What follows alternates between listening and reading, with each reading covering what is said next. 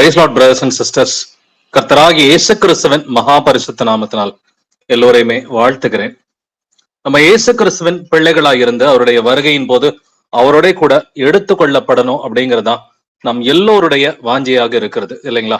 அதனால ஒவ்வொரு நாளும் நம்மை நாமே நிதானிக்கிறவர்களாக வசனத்தின் துணையோட நம்மை நாமே நிதானித்து கொண்டிருக்கிறோம் இல்லைங்களா?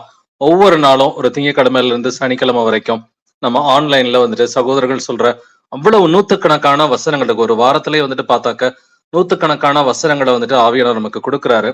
அந்த வசனங்களோட நம்முடைய இருதயத்தை நம்ம ஒப்பிட்டு பார்க்கிறோம். இதன்படிதான் நம்ம இருக்கிறோமா அப்படின்னு சொல்லி ஒவ்வொரு நாளும் ஆராய்ந்து பார்த்து கர்த்தருடைய வருகைக்கு நம்ம தயாராகி கொண்டிருக்கிறோம். அதே போல ஞாயிற்றுக்கிழமை அந்தந்த பட்டணங்கள்ல வந்துட்டு சபை கூடுதல் செய்கிற பிள்ளைகளா அன்புக்கும் நற்கிரிகளுக்கும் ஏவப்படுகிற விதமாக ஒருவருக்கொருவர் புத்தி சொல்லி ஒருவருக்கொருவர் வந்துட்டு நம்ம போதிக்கிற விதத்துல சபை கூடுதல் செய்து வருகிறோம் இல்லைங்களா? அப்படி இருக்கிறப்ப இயேசு கிறிஸ்துவின் பிள்ளைகள் என்று இன்னைக்கு உலகம் முழுவதும் அநேகர் தங்களை சொல்லிக் கொண்டாலும் இயேசு கிறிஸ்துவின் பிள்ளைகளா இருப்பதற்கு ஒரு தகுதியை கர்த்தர் கொடுத்திருக்கிறார்.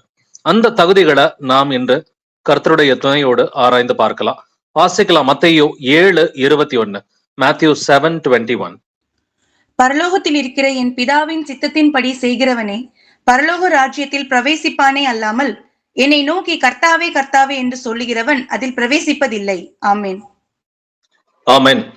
பரலோகத்தில் இருக்கிற என் பிதாவின் சித்தப்படி செய்கிறவனே பரலோக ராஜ்யத்தில் பிரவேசிப்பான். சோ இயேசு கிறிஸ்துவை பார்த்து கர்த்தாவே கர்த்தாவேன்னு சொல்லி நம்முடைய நாவினால சொன்னா மட்டும் பத்தாது. அவருடைய சித்தப்படி செய்கிற பிள்ளைகள், அதாவது கீழ்ப்படுகிற பிள்ளைகளுக்கு மட்டுமே பரலோக ராஜ்யத்தில் இடம் உண்டுன்னு சொல்லி இயேசு கிறிஸ்து சொல்லி இருக்கிறார்.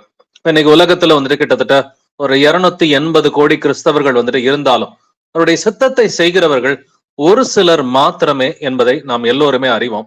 இது அவர் தம்முடைய அனாதி தீர்மானத்தின்படி முடிவு செய்து வைத்திருக்கிற காரியம்தான். வாசிக்கலாம். எபேசியர் 1:6. Ephesians 1:6. தம்முடைய தயவுள்ள சித்தத்தின்படியே நம்மை இயேசு கிறிஸ்து மூலமாய் தமக்கு சுவிகார புத்திரர் ஆகும்படி முன்குறித்திருக்கிறார். ஆமென். ஆமென். தம்முடைய தயவுள்ள சித்தத்தின்படியே நம்மை இயேசு கிறிஸ்துவின் மூலமாய் தமக்கு சுவிகார புத்திரர் ஆகும்படி முன்குறித்திருக்கிறார். அப்ப நம்ம அவருக்கு பிள்ளைகளா இருப்போம் அப்படின்றத வந்துட்டு அவர் தம்முடைய ஃபோர் நாலேஜ்ல முன் அறிவின்படியே தம்முடைய தயவுள்ள சித்தத்தின்படியே வந்துட்டு அவர் வந்துட்டு நாம் அவருக்கு பிள்ளைகள் ஆகும்படி நம்மை முன் குறித்திருக்கிறார் அப்படிங்கிறத நம்ம பாக்குறோம். கர்த்தருக்கு நம்மளை பத்தி ஆயிரம் ஆண்டுகளுக்கு முன்னரே, உலக தோற்றத்திற்கு முன்னரே நம்மை அன்பு செய்து கொண்டிருக்கிறவர் தான் நம்முடைய கர்த்தராகி இயேசு கிறிஸ்து என்பதை நாம் அறிவோம். இந்த முதல் 2 வசனங்களையும் கர்த்தர் நம்மை அவருடைய பிள்ளைகளாகும்படி முன்குறித்திருக்கிறார். அதே போல கர்த்தருடைய சித்தத்தை செய்கிறவர்கள் மட்டும்தான் தேவனுடைய புத்திரர், அவர்கள் மட்டுமே பரலோக ராஜ்யத்துல நுழைவாங்க அப்படின்றத பார்த்தோம். இந்த கீழ்ப்படுகிற காரியத்துல ஒரு சில விஷயங்களை நம்மை நாமே நிதானித்து அறிவோம். இதெல்லாம் செய்கிறவர்கள் தான் கர்த்தருடைய பிள்ளைகள் என்று எழுதி இருக்கிறது. இது எல்லாமே நம்ம எல்லா விஷயத்தையும் செஞ்சிருக்கிறோமா அப்படின்றத நம்மை நாமே நிதானிக்கிறவர்களாக வசனங்களை கேட்போம். மத்தேயு 5:9 வாசிக்கலாம். Matthew 5:9. சமாதானம் பண்ணுகிறவர்கள் பாக்கியவான்கள், அவர்கள் தேவனுடைய புத்திரர் எண்ணப்படுவார்கள். ஆமென். ஆமென். யாருங்க தேவனுடைய புத்திரர்? சமாதானம் பண்ணுகிறவர்கள் பாக்கியவான்கள், அவர்கள் தேவனுடைய புத்திரர் எனப்படுவார்கள். அப்படின்னா சமாதானத்தை தேடி அதை பின்தொடர கடவன் என்று நம்ம ஏற்கனவே இருக்கிற பைபிள் ஸ்டடீஸ்ல எல்லாம் பார்த்திருக்கிறோம் இல்லைங்களா? அப்படி இருக்கிறப்ப வந்துட்டு சமாதானம் செய்யறதுக்கு நீங்க ஆயத்தமா இருக்கிறீங்க. நீங்க ஒருத்தட்ட போய் சமாதானத்துக்குரிய கருத்தை நீட்டுறீங்க. அவர்கள் அந்த சமாதானத்தை ஏற்றுக்கொண்டாலும் சரி, ஏற்றுக்கொள்ளாவிட்டாலும் சரி, நீங்க தேவனுடைய புத்திரரை தான் இருக்கிறீங்க. இப்ப நீங்க கொடுக்கிற சமாதானத்தை ஒரு சிலர் ஏத்துக்குவாங்க. நீங்க சமாதானம் செய்யும் பொழுது ஒரு சிலர் உங்களுடைய சமாதானத்தை வேண்டான்னு சொல்லிடுவாங்க. ஆனாலும் நீங்க சமாதானத்தை தொடங்கி வச்சீங்கன்னா நீங்க தேவனுடைய புத்திரர் எனப்படுவீர்கள் என்று வேதம் சொல்கிறது. இப்ப சமாதானம் செய்கிறவர்கள் தான் தேவனுடைய பிள்ளைகளா இருக்கிறோம். கீழ்ப்படுகிறவர்கள் மட்டுமே தேவனுடைய பிள்ளைகள். ஏதோ ஒரு கிறிஸ்தவ பெயர் வச்சிருக்கிறதுனால இயேசு கிறிஸ்துவின் பிள்ளைகள், நாங்க கிறிஸ்தவர்கள் அப்படின்னு சொல்லி யாராலும் சொல்லிக் கொள்ள முடியாது. இதே போல நிறைய கட்டளைகளை இயேசு கிறிஸ்து கொடுத்திருக்கிறார். சமாதானம் செய்கிறது மட்டுமில்ல, இன்னொரு கட்டளையை நம்ம பார்க்கலாம். யோவான் 3:5 வாசிக்கலாம். John 3:5. இயேசு பிரதியுத்தரமாக, ஒருவன் ஜலத்தினாலும் ஆவியினாலும் பிறவாவிட்டால் தேவனுடைய ராஜ்யத்தில் பிரவேசிக்க மாட்டான் என்று மெய்யாகவே மெய்யாகவே உனக்கு சொல்லுகிறேன். ஆமென். ஆமென். அதிகமான கிறிஸ்தவர்கள் வந்துட்டு இடறி போவது இந்த ஒரு கட்டளையில தான். ஒருவன் ஜலத்தினாலும் ஆவியினாலும் பிறவாவிட்டால் தேவனுடைய ராஜ்யத்தில் பிரவேசிக்க மாட்டான் அப்படின்னு கர்த்தர் சொல்றாரு. இன்னைக்கு ஜலத்தினால் பிறப்பது இது ஞானஸ்நானம் என்பதை நம் எல்லோருக்குமே நமக்கு தெரியும் இல்லைங்களா? ஜலத்தினால் பிறப்பது கர்த்தராகிய இயேசு கிறிஸ்துவின் நாமத்தினாலே மனம் திரும்பி ஞானஸ்நானம் எடுப்பது, இது ஜலத்துல பிறப்பது. ஆவியில பிறக்கிறது அப்படின்றது அநேகர் அந்நிய பாஷை என்று நினைத்து கொண்டிருக்கிறார்கள். இது அந்நிய பாஷை அல்ல என்பதும் வேதம் தெளிவாக சொல்கிறது. 1 கொரிந்தியர் 12ஆம் அதிகாரத்துல 9 வரங்களை பத்தி கர்த்தர் பேசுறார். அங்க பேசும் பொழுது எல்லாரும் அந்நிய பாஷைகளை பேசுகிறார்களா அப்படின்ற ஒரு கேள்வி இருக்கு. அந்நிய பாஷை ஆனாலும் அது ஓய்ந்து போகும் என்று 1 கொரிந்தியர் 13ஆம் அதிகாரத்துல எழுதியிருக்குது. சோ அந்நிய பாஷை பேசுறது ஆவியில பிறத்தல் இல்லை என்பது நமக்கு ஆவியானவர் கத்துக் கொடுத்திருக்கிறார். அப்படின்னா ஆவியில் பிறப்பது என்றால் என்ன? வசனத்தினால் பிறப்பது, வசனத்தினால் மறுரூபம் ஆவது, இதுவே ஆவியில் பிறத்தது. சோ ஆவியில பிறந்தவங்களை தான் பார்த்து வசனம் தேவனால் பிறந்தவர்கள் என்று எழுதி இருக்கிறது இல்லைங்களா? வசனத்துல அப்படிதான் எழுதி இருக்குது. ஏன்னா தேவன் ஆவியா இருக்கிறார் இல்லைங்களா? தேவன் ஆவியா இருப்பதனால அவரை தொழுது கொள்ளுகிறவர்கள் அவரை ஆவியோடும் உண்மையோடும் அவரை தொழுது கொள்ள வேண்டும். அவர் ஆவியில் இருக்கிறதுனால அவர் சொன்ன வார்த்தைகளும் ஆவியாகவும் ஜீவனாகவும் இருக்கிறது. யோவான் 6:63 படி கர்த்தர் சொன்ன எல்லா வசனங்களும் வார்த்தைகளும் ஆவியாயும் ஜீவனுமாயும் இருக்கிறது. அப்ப வசனத்திலே மறுபடியும் மீண்டும் பிறந்தவர்கள், வசனத்தினால் மறுரூபமாக்கப்பட்டவர்கள், எதை சிந்தித்தாலும் வசனத்தின்படி சிந்திக்கிறவங்க, எதை பேசினாலும் வசனத்தின்படி பேசுறவங்க, எதை செய்தாலும் வசனத்தின்படி செய்யறவங்க, இவர்கள் தான் ஆவியில் பிறந்தவர்கள் என்று வேதம் சொல்கிறது. வாசிக்கலாம். யாக்கோபு 1:18, ஜேம்ஸ் 1:18. அவர் சித்தம் கொண்டு தம்முடைய சிருஷ்டிகளில் தாம் முதற் பலன்களாவதற்கு நம்மை சத்திய வசனத்தினாலே ஜெனிப்பித்தார். நம்மை சத்திய வசனத்தினாலே ஜெனிப்பித்தார். ஜெனிப்பிக்கிறதுனா என்னங்க அர்த்தம்? மீண்டும் பிறத்தல் என்பதுதான் ஜெனிப்பித்தல் என்று எழுதியிருக்கிறது. நாம் எப்படி ஜெனிப்பிக்கப்பட்டிருக்கிறோம்? நம்மை சத்திய வசனத்தினாலே ஜெனிப்பித்தார் அப்படின்னு வசனம் சொல்லுது இல்லைங்களா? அப்ப சத்திய வசனத்தினாலே ஜெனிப்பிக்கப்பட்ட பிள்ளைகளா நம்ம இருக்கிறோமா? ஏன்னா சத்திய வசனத்தினால ஜெனிப்பிக்கப்பட்ட பிள்ளைகளா இருந்தாதான் நமக்கு நித்திய ஜீவன் உண்டு. அதே போல அவர் சித்தம் கொண்டு அப்படின்றதை வாசிக்கிறோம் இல்லைங்களா? தம்முடைய முன்னறிவின் மூலமா தம்முடைய தயவுள்ள சித்தத்தின்படியே அப்படின்னு எல்லாம் வேதம் சொல்லுது இல்லைங்களா? அவர் சித்தம் கொண்டு தம்முடைய சிருஷ்டிகளில் நாம் முதற் பலன்கள் ஆவதற்கு 1000 வருட அரசாட்சியிலே வந்துட்டு முதற் பலன்கள் ஆவதற்கு கர்த்தருடைய பிள்ளைகளை நுழையிறவங்களுக்கு கர்த்தர் என்ன கொடுக்கிறாரு? தமக்கு பிள்ளைகளாகும் அதிகாரத்தை மட்டும் அவர் கொடுக்கல, ராஜாக்களும் ஆசாரியர்களுமா இருப்பதற்கு அவர்களுக்கு கிருபையை கொடுக்கிறார். நாம் அவருக்கு முதற் பலன்களா இருப்பதற்கு நம்மை சத்திய வசனத்தினாலே ஜெனிப்பித்தார். சோ மறுபடியும் பிறத்தல், மீண்டும் பிறத்தல் என்பது வந்துட்டு தேவனுடைய வசனத்தில் பிறப்பதுதான் வந்துட்டு மறுபடியும் பிறக்க வேண்டும் என்று எழுதி இருக்கிறது. இப்ப நம்முடைய ஒவ்வொரு சிந்தனைகளும் வசனத்திற்கு ஒத்ததா இருக்கிறதா? நம்முடைய பார்வை, நம்முடைய வார்த்தை, நம்முடைய செயல்பாடுகள் வசனத்திற்கு ஒத்து போகிறதான்னு சொல்லி நம்மை நாமே நிதானித்து பார்ப்போம்.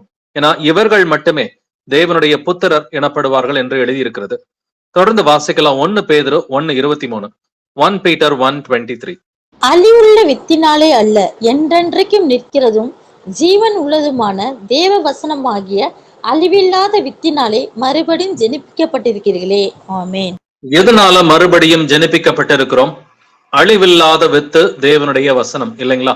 என்றென்றைக்கும் நிற்கிறதும் ஜீவன் உள்ளதுமான தேவ வசனமாகிய அழிவில்லாத வித்தினாலே மறுபடியும் ஜெனிப்பிக்கப்பட்டிருக்கிறீர்களே. அப்ப மீண்டும் பிறத்தல் என்பது தேவனுடைய வசனத்தினாலதான். இதே வசனத்தை நீங்க இங்கிலீஷ்ல படிச்சு பாத்தீங்கன்னா born again அப்படின்னு சொல்லி எழுதியிருக்கோம். மீண்டும் நாம் பிறப்பது தேவனுடைய வசனத்தினாலே மறுரூபம் ஆக்கப்படுகிறோம்.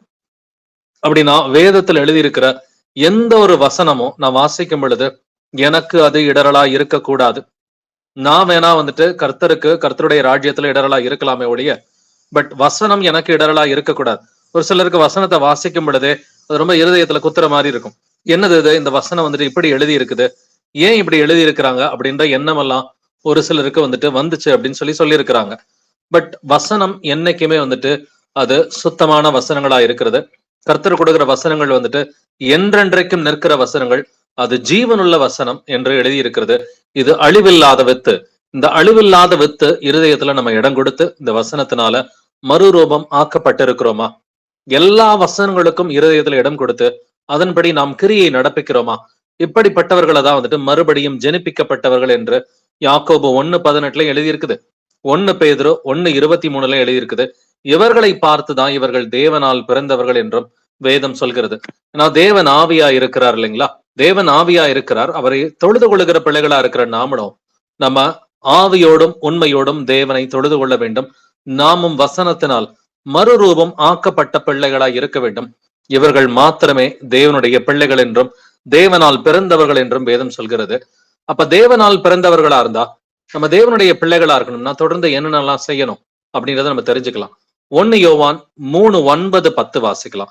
1 John chapter 3 verses 9-10. தேவனால் பிறந்த எவனும் பாவம் செய்யான், ஏனெனில் அவருடைய வித்து அவனுக்குள் தரித்திருக்கிறது. அவன் தேவனால் பிறந்தபடியினால் பாவம் செய்ய மாட்டான். இதனாலே தேவனுடைய பிள்ளைகள் இன்னார் என்றும் பிசாசின் பிள்ளைகள் இன்னார் என்றும் வெளிப்படும். நீதியை செய்யாமலும் தன் சகோதரனில் அன்பு கூறாமலும் இருக்கிற எவனும் தேவனால் உண்டானவன் அல்ல. ஆமென். ஆமென். தேவனால் பிறந்த எவனும் பாவம் செய்யான் என்று எழுதியிருக்கிறது. அப்போ ஒருத்தர் தேவனால பிறந்துட்டார்னா பாவமே செய்ய மாட்டாரு. ஏனெனில் அப்படின்னு ஒரு காரணம் போட்டிருக்கு இல்லைங்களா?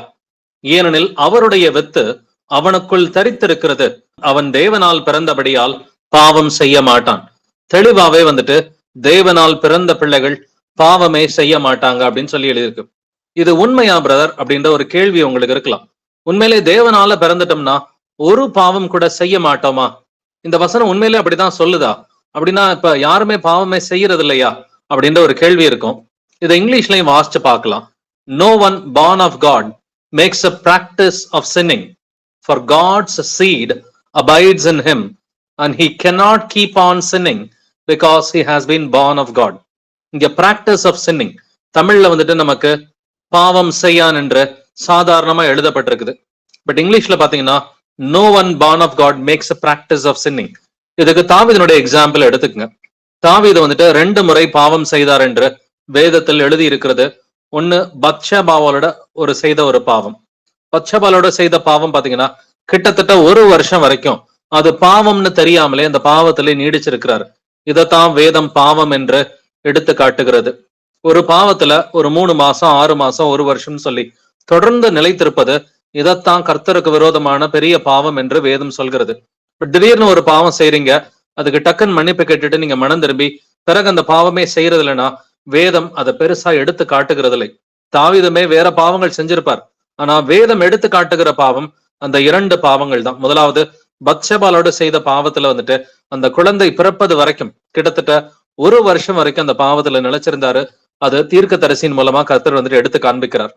அதே போல இன்னொரு முறை தன்னுடைய மிலிட்டரியில இருக்கிற சோல்ஜர்ஸ அவர் வந்துட்டு எண்ணிக்கை வந்துட்டு இடும் பொழுது அந்த பாவத்திலேயே ஆல்மோஸ்ட் ஒரு 10 மாசம் 1 வருஷம் நீடிச்சு இருப்பதனால அதுவும் பாவம் என்று கர்த்தர் எடுத்து காட்டுகிறார். அப்ப கர்த்தரை பொறுத்த வரைக்கும் பாவம்னா எது? Practice of sinning. ரெகுலரா ஒரு பாவத்தில் நிலைத்திருப்பது. டெய்லியோ இல்ல வாரம் 1 முறையோ வாரம் 2 முறையோ ரெகுலரா ஒரு பாவத்துல நிலைத்திருப்பது, இதுக்கு பேரு தான் பெரிய பாவம் என்று வேதம் சொல்கிறது. அதனாலதான் இந்த வசனத்துல கர்த்தர் தெளிவா சொல்றாரு, தேவனால் பிறந்த எவனும் பாவம் செய்யான். அப்போ ஒரு பாவத்திலே நிலைத்திருக்கக்கூடிய அந்த பாவங்களை கர்த்தர் வெறுக்கிறார்.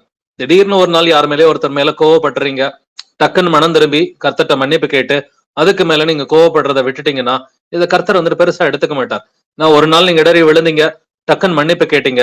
பட் கர்த்தர் பெரிய பாவம் என்று எதை கருதுகிறார் அப்படின்னு பாத்தீங்கன்னா தொடர்ந்து ஒரு பாவத்திலே நிலைத்திருப்பது. எப்படி வந்துட்டு தாவீது 2 முறை ஒரு பாவத்துல கிட்டத்தட்ட ஒரு 1 வருஷம் நிலைச்சிருந்தாரோ, சவுல் ராஜா அவன் வந்துட்டு மரிக்கிற வரைக்கும் அவனுடைய பாவங்கள்ல இருந்து அவன் மனம் திரும்பல. இப்படி ரொம்ப நாள் ஒரு பாவத்துல நிலைச்சிருந்தா கர்த்தர் இதைத்தான் பாவம் என்று சொல்கிறார். அப்படின்னா தேவனால் பிறந்த பிள்ளைகள் இப்படி ஒரு பாவத்திலே நிலைச்சிருக்க மாட்டாங்க. இப்ப நாம தேவனால் பிறந்த பிள்ளைகளா இருந்தா ஒரு 6 மாசம் 1 வருஷம் 2 வருஷம்னு சொல்லி ஒரு பாவத்துல இவர்கள் நிலைத்திருக்க மாட்டார்கள். அதனாலதான் தேவனால் பிறந்த எவனும் பாவம் செய்யான், ஏனெனில் அவருடைய வித்து அவனுக்குள் நிலைத்திருக்கிறது. அந்த வித்துனா என்னதுங்க? அழிவில்லாத வித்து, தேவனுடைய வசனம்.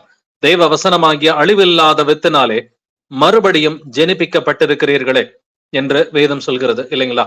அப்ப அழிவில்லாத வித்தாகிய தேவனுடைய வசனம் நம்முடைய இருதயத்துல எழுதப்பட்டிருந்துச்சுன்னா நாம் தேவனால் பிறந்த பிள்ளைகளாக இருப்போம்.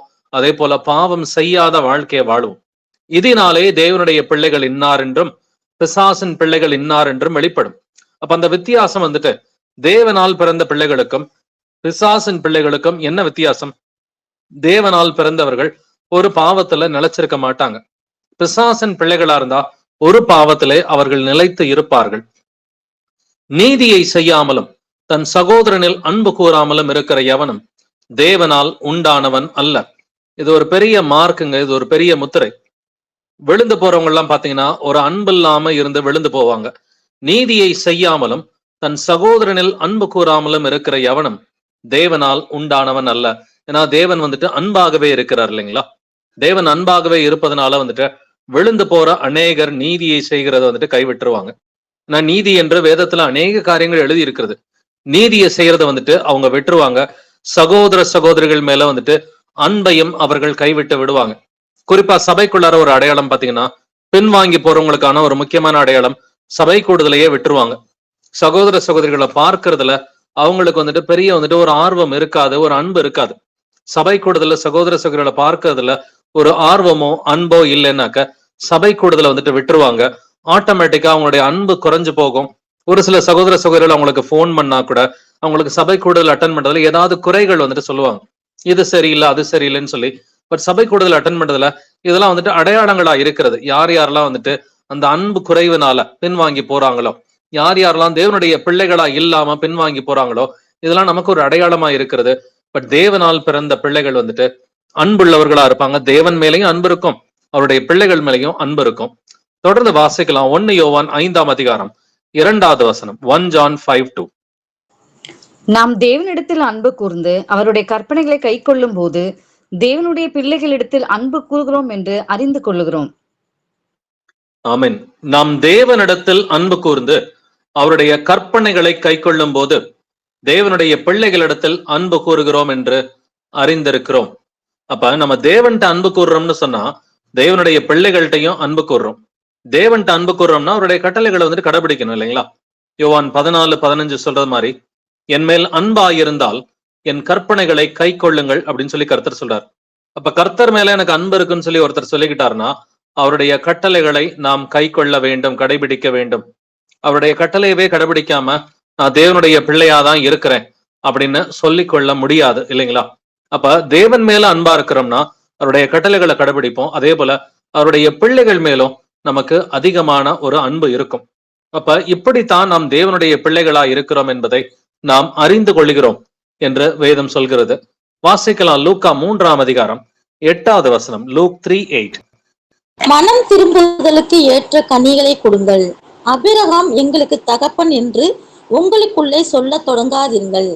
தேவன் இந்த கல்லுகளினாலே அபிரகாமுக்கு பிள்ளைகளை உண்டு பண்ண வல்லவராய் இருக்கிறார் என்று உங்களுக்கு சொல்கிறேன். ஆமேன். ஆமென். இன்னைக்கு அநேகர் நாங்கள் தேவனுடைய பிள்ளைகள் என்று தங்களை தாங்களே நினைச்சுக்கிட்டு இருக்கிறாங்க. ஆனா தேவன் எவ்வளவு வந்துட்டு வல்லவரா இருக்கிறார். இந்த கல்லுகளினாலே ஆபிரகாமுக்கு பிள்ளைகளை உண்டு பண்ண வல்லவரா இருக்கிறார். மாம்சத்திலிருந்து இஸ்ரவேலர்கள் வந்துட்டு அந்த காலத்துல என்ன நினைச்சாங்க? நாங்களாம் ஆபிரகாமின் பிள்ளைகள், ஆபிரகாம், ஈசாக்கு, யாக்கோபு இவர்கள் எங்கள் தகப்பன்கள் அப்படின்னு சொல்லிக்கிட்டு இருந்தாங்க. இந்த சந்ததியில பிறந்துட்டாலே நமக்கு ரட்சிப்பு உண்டுன்னு சொல்லி ஆட்டோமேட்டிக்கா நினைச்சுக்கிட்டு இருந்தாங்க. ஆனா கர்த்தர் இல்லைன்னு சொல்றார். யாரு வந்துட்டு கர்த்தருக்கு பிள்ளைகளா இருக்க முடியும் அல்லது ஆபிரகாமின் வழிமரபா இருக்க முடியும்னு பார்த்தாக்க விசுவாச சந்ததியார் மட்டுமே. மாம்சத்தின்படி ஆபிரகாமுக்கு பிள்ளைகளா இருப்பதை காட்டிலும் விசுவாச சந்ததிக்கு மட்டுமே ஆபிரகாமின் பிள்ளைகள் என்றும் கர்த்தருக்கு வந்துட்டு பிள்ளைகள் என்றும் கர்த்தர் வந்துட்டு பெயர் வச்சிருக்கிறார். அப்படின்னாக்க இன்னைக்குமே கிறிஸ்தவர்கள்னு சொல்லி ஆட்டோமேட்டிக்கா சொல்லிக்கிறதுனால எந்த பிரயோஜனமும் கிடையாது. கர்த்தருடைய வசனத்தில் நாம் கீழ்ப்படுகிறோமா? அவருடைய வசனத்தின்படி நம்ம நடக்கிறோமா? ஒவ்வொரு சிந்தனையும், ஒவ்வொரு வார்த்தையும், ஒவ்வொரு செயல்பாடும் வசனத்தின்படி நடக்கிறதான்னு சொல்லி நம்மை நாமே நிதானித்து பார்ப்போம். அவருடைய வசனத்தின்படி நடந்தா மட்டும்தான் அவருக்கு பிள்ளைகளா இருக்க முடியும். வாசிக்கலாம். ரோமர் 9:8. ரோமன்ஸ் 9:8. அது எப்படி என்றால், மாம்சத்தின்படி பிள்ளைகள் ஆனவர்கள் தேவனுடைய பிள்ளைகள் அல்ல, வாக்கு தத்தத்தின்படி பிள்ளைகள் ஆனவர்களே அந்த சந்ததி என்று எண்ணப்படுவார்கள். ஆமென். ஆமென். மாம்சத்தின்படி பிள்ளைகள் ஆனவர்கள் தேவனுடைய பிள்ளைகள் அல்ல, வாக்கு தத்தத்தின்படி பிள்ளைகள் ஆனவர்களே அந்த சந்ததி. அப்படின்னா இன்னைக்கு ஒரு கிறிஸ்தவ குடும்பத்துல பிறந்ததுனால நம்ம உண்மை கிறிஸ்தவரெல்லாம் இருக்க முடியாது. வாக்கு தத்தத்தின்படி, எழுத்தின்படி அல்லாமல் ஆவியின்படி கீழ்ப்படுகிற பிள்ளைகளா இருக்கணும். எழுத்தின்படி நான் ஒரு கிறிஸ்தவ குடும்பத்துல பிறந்துட்டேன், எனக்கு ஒரு கிறிஸ்தவ பெயர் இருக்குது அப்படின்னு சொல்லிக்கிறத காட்டிலும் நம்ம ஆவியின்படி கர்த்தருடைய கட்டளைகளுக்கு கீழ்ப்படுகிற பிள்ளைகளா இருக்கிறோமா? பைபிள் எங்க வீட்டுல இருக்குது அப்படின்னு சொல்றதை காட்டிலும் பைபிள் வசனங்கள் என்னுடைய இருதயமாகிய பலகையிலே வந்துட்டு எழுதப்பட்டிருக்கிறது அப்படின்னு சொல்லி இருதயமாகிய பலகையில இருக்கிற அந்த வசனங்களுக்கு பயந்து கீழ்ப்படிந்து கர்த்தரை பிரியப்படுத்துகிற பிள்ளைகளா, கர்த்தருடைய பிள்ளைகள் மேல் அன்புள்ள பிள்ளைகளா நம்ம இருந்தாக்க அப்ப நாம் தேவனுடைய பிள்ளைகள் ஆகும்படி கர்த்தர் நமக்கு அதிகாரம் கொடுக்கிறார். கலாத்தியர் 4:28 வாசிக்கலாம். Galatians 4:28. சகோதரரை, நாம் ஈசாக்கை போல வாக்குத்தத்தத்து பிள்ளைகளாய் இருக்கிறோம். ஆமென். சகோதரரே, நாம் ஈசாக்கை போல வாக்கு தத்தத்து பிள்ளைகளாய் இருக்கிறோம். நம்ம வந்துட்டு இஸ்ரவேல் மக்கள் சொல்றது போல ஆபிரகாமின் சந்ததி அப்படின்னு சொல்லி எழுத்தின்படி மாம்சத்தின்படி இல்லாமல், நாங்க கிறிஸ்தவங்க அப்படின்னு சொல்லி கிறிஸ்தவ குடும்பத்துல பிறந்திருக்கிறோம்னு சொல்லி எழுத்தின்படி இல்லாமல் நான் இயேசுவின் வசனங்களுக்கு கீழ்ப்படுகிறேன் அப்படின்னு சொல்லி ஆவியின்படி இருக்கிறவர்கள் மட்டுமே வாக்கு தத்தத்தின்படி கர்த்தராகிய இயேசு கிறிஸ்துவுக்கு பிள்ளைகளா இருக்கிறார்கள். வாசிக்கலாம் லூக்கா 20ஆம் அதிகாரம் வசனங்கள் 35 முதல் 36 வரை. Luke chapter 20 verses 35 to 36. மறுமையும் மரித்தோரில் இருந்து எழுந்திருக்கிறதையும் அடைய பாத்திராக எண்ணப்படுகிறவர்களோ பெண் கொள்வதும் இல்லை, பெண் கொடுப்பதும் இல்லை. அவர்கள் இனி மரிக்கவும் மாட்டார்கள். அவர்கள் உயிர்த்தெழுதலின் பிள்ளைகளின் ஆனபடியால் தேவதூதருக்கு ஒப்பானவர்களுமாய் தேவனுக்கு பிள்ளைகளுமாய் இருப்பார்கள். ஆமேன். யாருங்க தேவனுக்கு பிள்ளைகளுமா இருப்பார்கள்? தெளிவா அதுல வந்து டெபினேஷன் இருக்கு. தேவனுக்கு பிள்ளைகளா இருப்பவர்கள் எப்படி இருப்பார்கள்? மறுமையையும் மரித்தோரிலிருந்து எழுந்திருத்தலையும் அடைய பாத்திரராக எண்ணப்படுகிறவர்கள் யாரோ அவங்கதான் தேவனுக்கு பிள்ளைகளா இருப்பார்கள். இன்னைக்கு வாழ்க்கையில யார் யாரெல்லாம் கீழ்ப்படிஞ்சு மறுமையை அடைய பாத்திரவான்களா இருக்கிறார்களோ, மரித்தோரின் உயிர்த்தெழுதலுக்கு யார் யாரெல்லாம் பாத்திரவான்களா இருக்கிறார்களோ இவர்கள் மட்டுமே தேவனுக்கு பிள்ளைகளா இருக்கிறார்கள் என்று எழுதியிருக்கிறது. அவர்கள் இனி மரிக்கவும் மாட்டார்கள். முதலாம் உயிர்த்தெழுதலில் பங்குள்ளவர்கள் நம்ம கர்த்தர் வரும் பொழுது கர்த்தருக்கு எதிர்கொண்டு போக இந்த உலகத்துல பாத்திரவான்களா இருக்கிறவங்க மரித்த பரிசுத்தவான்கள்ல வந்துட்டு யார் யாரெல்லாம் கர்த்தர் வரும் பொழுது அந்த முதலாம் உயிர்த்தெழுதலில் வந்துட்டு எழுந்திருக்கிறாங்களோ அவர்கள் இனி மரிக்கவும் மாட்டார்கள். அவர்கள் உயிர்த்தெழுதலின் பிள்ளைகள் ஆனபடியால் தேவதூதருக்கு ஒப்பானவர்களா இருப்பாங்க. அதே போல இவர்கள் எல்லோருமே தேவனுடைய பிள்ளைகளுமா இருப்பார்கள் என்று தேவனுடைய பிள்ளைகளுக்கு வந்துட்டு ஒரு அடையாளத்தை கர்த்தர் கொடுத்திருக்கிறார். அப்ப தேவனுடைய பிள்ளைகளா இருக்கணும்னு சொன்னா நம்ம விசுவாசத்தோட இருக்கணும் இல்லைங்களா? கீழ்ப்படுதலோட இருக்கணும், அன்போட வந்துட்டு இருக்கணும், சமாதானம் செய்கிற பிள்ளைகளா இருக்கணும்னு சொல்லி இவ்வளவு நேரம் நம்ம வசனங்கள்ல பார்த்திருக்கிறோம். வாசிக்கலாம் யோவான் 1:12. John 1:12.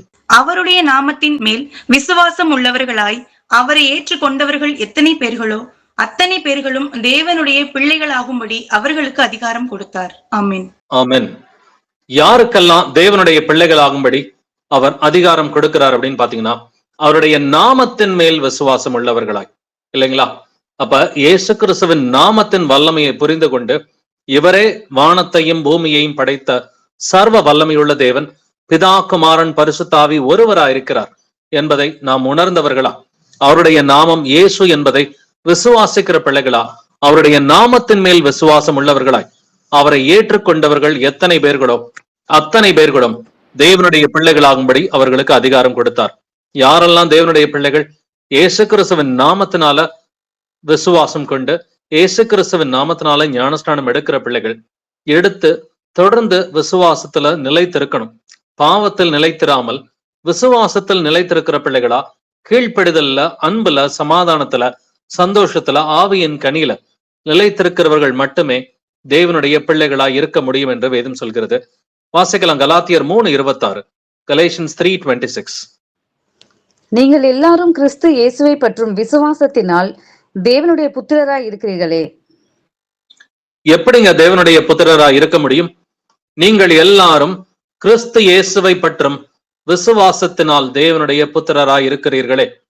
விசுவாசத்தின் மூலமாதான் தேவனுக்கு பிள்ளைகளா நம்மளால இருக்க முடியுங்க. ஏன்னா ஒரு எக்ஸாம்பிளுக்கு எடுத்துக்கங்க, இந்த கொரோனா வைரஸ் காலகட்டத்தை 2020 2021 கொரோனா வைரஸ் வந்துச்சு. அநேகருக்கு வந்துட்டு கொரோனா வந்துச்சு. கிறிஸ்தவர்களிலும் அநேகருக்கு விசுவாசம் குறைஞ்சு போயிடுச்சு. எங்க வீட்டுக்கு வராத, என் பக்கத்துல வராத, என் குழந்தைய நீ டச் பண்ணாத அப்படின்னு விசுவாச குறைச்சல்ல பேசின அநேக கிறிஸ்தவர்கள் உண்டு. போதகர்களிலும் அநேகர் வந்துட்டு இனிமேட்டும் தலையில நான் கையை வச்சு ஜெபிக்க மாட்டேன், ஏன்னா கவர்மெண்ட்ல இப்படி எல்லாம் ரூல் இருக்குது, நீ அடிக்கடி என்னை வீட்டுக்கு தேடி வராத அப்படின்ற அளவுக்கு போதகர்களுடைய விசுவாசமும் குறைஞ்சு போயிடுச்சு. அநேகருடைய விசுவாசம் கர்த்தர் மேல இல்லாம அந்த கொரோனா ஊசியின் மேலதான் வந்துட்டு இருந்துச்சு. பட் அந்த காலகட்டத்துல கிறிஸ்தவர்கள்ல அநேகர் தேவனுடைய பிள்ளைகளா இருந்தாங்களான்னு பார்த்தாக்க இல்ல.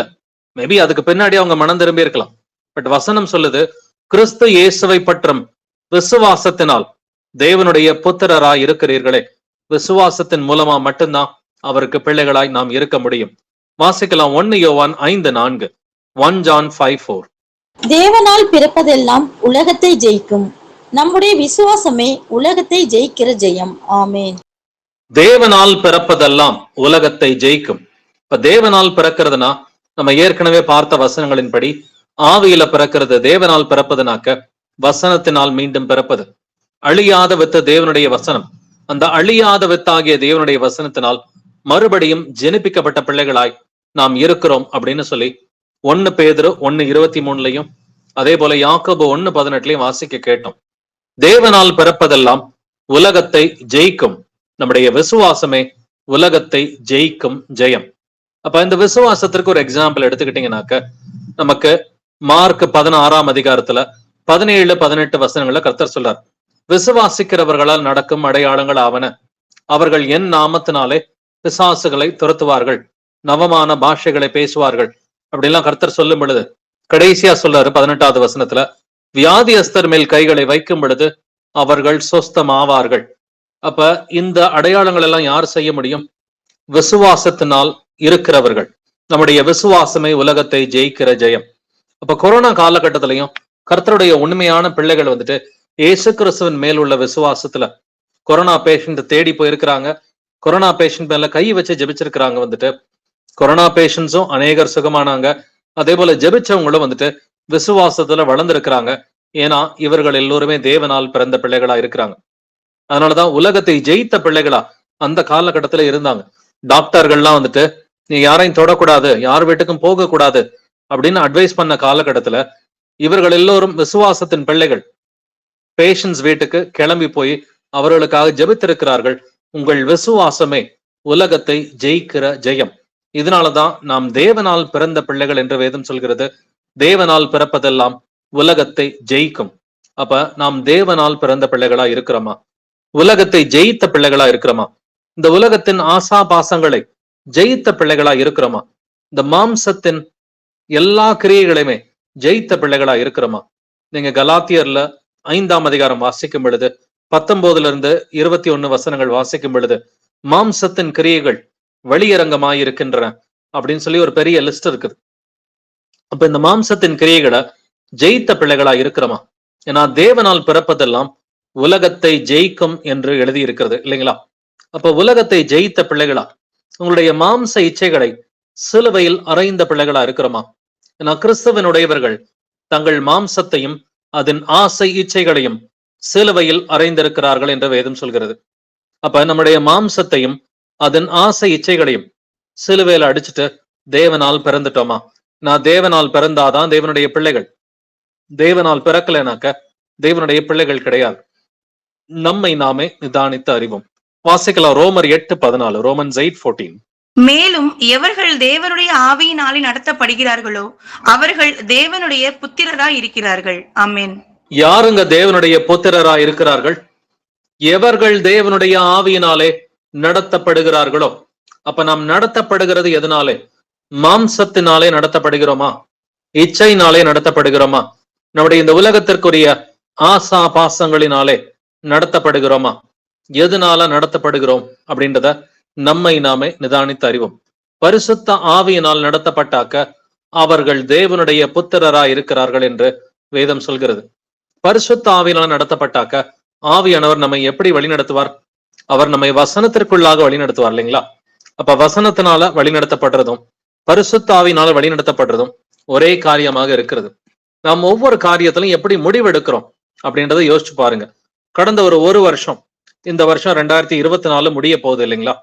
இந்த ஒரு வருஷம் முழுவதும் நீங்க எடுத்த முடிவுகள் எல்லாம் பரிசுத்த ஆவியானவர் சொல்லி எடுத்த முடிவா, அல்லது நம்ம இந்த உலகத்துக்கு நல்லா இருக்கு அப்படின்னு சொல்லி எடுத்த முடிவா?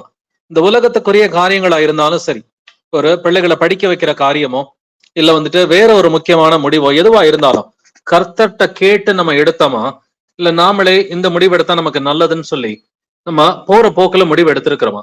நம்மை நாமே நிதானித்து அறிவோம். ஏன்னா நடத்தப்படுகிறது அப்படின்னு சொன்னாக்க எப்படி நீங்க முடிவெடுக்கிறீங்க அப்படின்றத நிதானித்து பார்க்கணும் இல்லைங்களா? எவர்கள் தேவனுடைய ஆவியினாலே நடத்தப்படுகிறார்களோ அவர்கள் தேவனுடைய புத்திரரா இருக்கிறார்கள். அப்ப இந்த 2024 முழுவதும் நான் கர்த்தருடைய ஆவியினால நடத்தப்பட்டு நம் முடிவுகளை எடுத்தேனா, அது நீங்க செய்யற வேலையா இருக்கலாம், உங்களுடைய பிள்ளைகளோட படிப்பா இருக்கலாம், உங்களுடைய பிள்ளைகளுடைய திருமண காரியமா இருக்கலாம், இல்ல வேற எந்த ஒரு முக்கியமான முடிவா கூட இருக்கலாம். எல்லா முடிவுகளையும் நீங்க கர்த்தர்ட்ட கேட்டு நிதானிச்சு இதுதான் கர்த்தருக்கு சித்தம் அப்படின்னு சொல்லி தேவனுடைய நன்மையும் பிரியமும் பரிபூரணமான சித்தத்தை உணர்ந்து அப்படி முடிவெடுத்திருக்கீங்களா? அப்படி முடிவெடுத்திருந்தாக்க நீங்க நிச்சயமா தேவனுடைய புத்திரரா இருக்கிறீர்கள். அப்ப இந்த வருஷம் மேபி அப்படி செய்யல அப்படின்னு சொன்னாக்க இன்னையில இருந்து மாத்திக்கலாம். இன்னையில இருந்து நம்மளால மாத்திக்கிறதுக்கு கர்த்தர் நமக்கு கிருபையை கொடுக்கிறார்.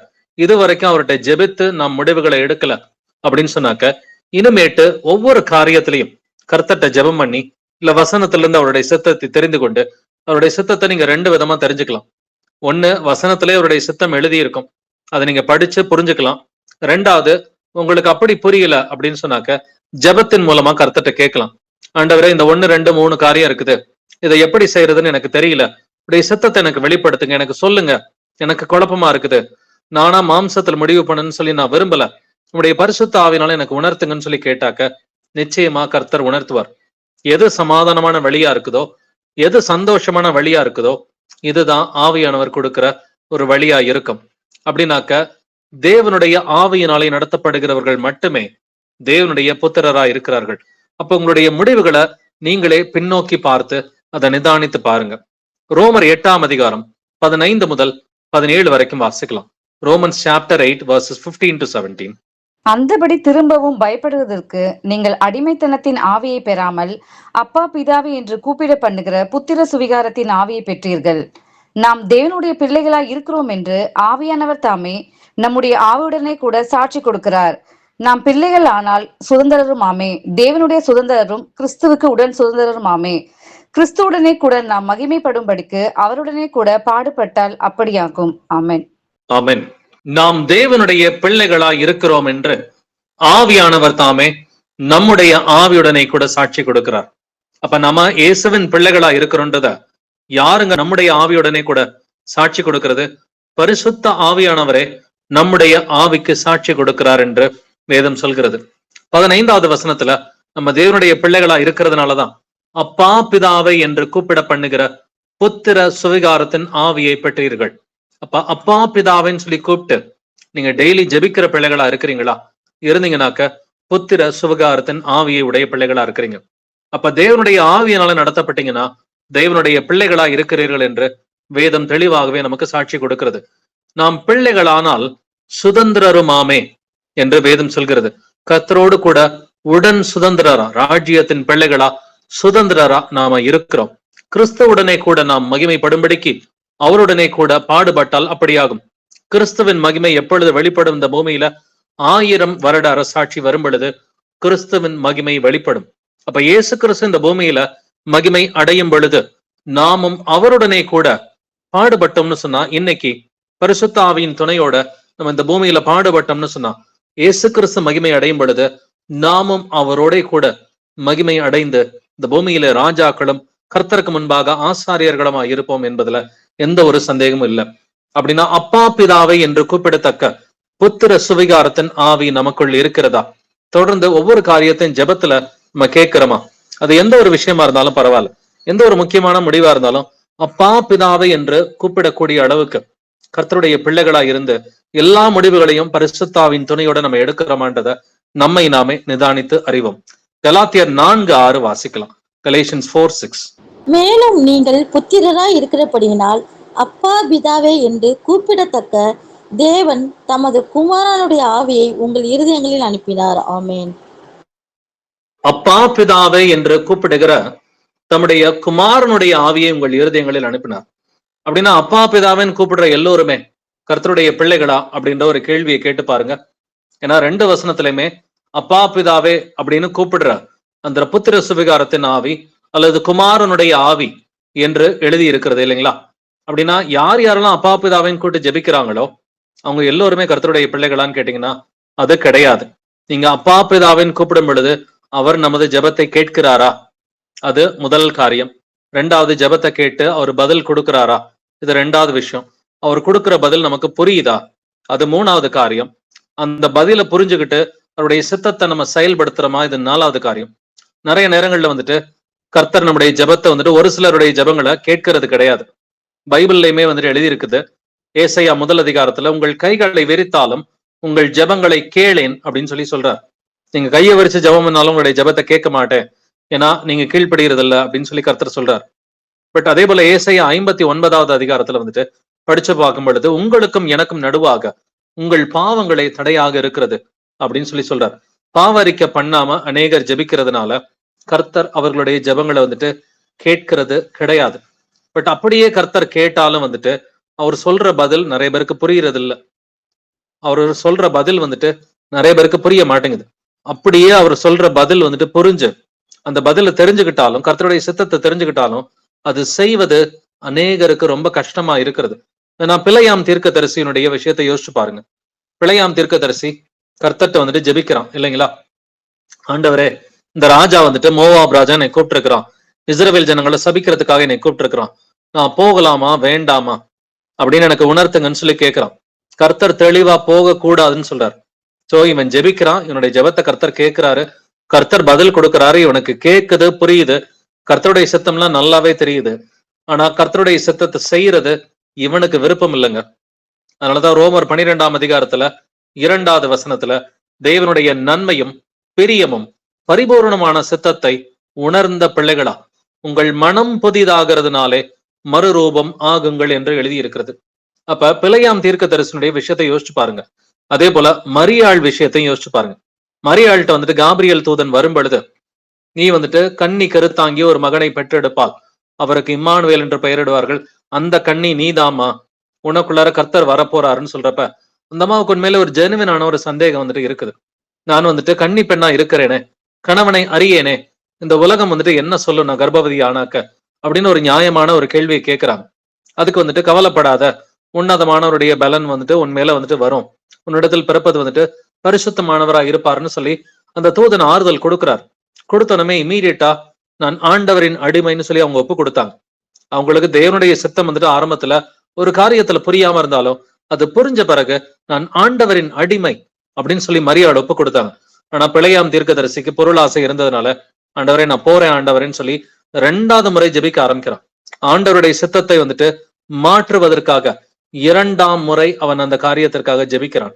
அப்படின்னா தேவனுடைய சித்தத்தை தெரிஞ்சும் செய்யாதவங்க அநேகர் இருக்கிறாங்க.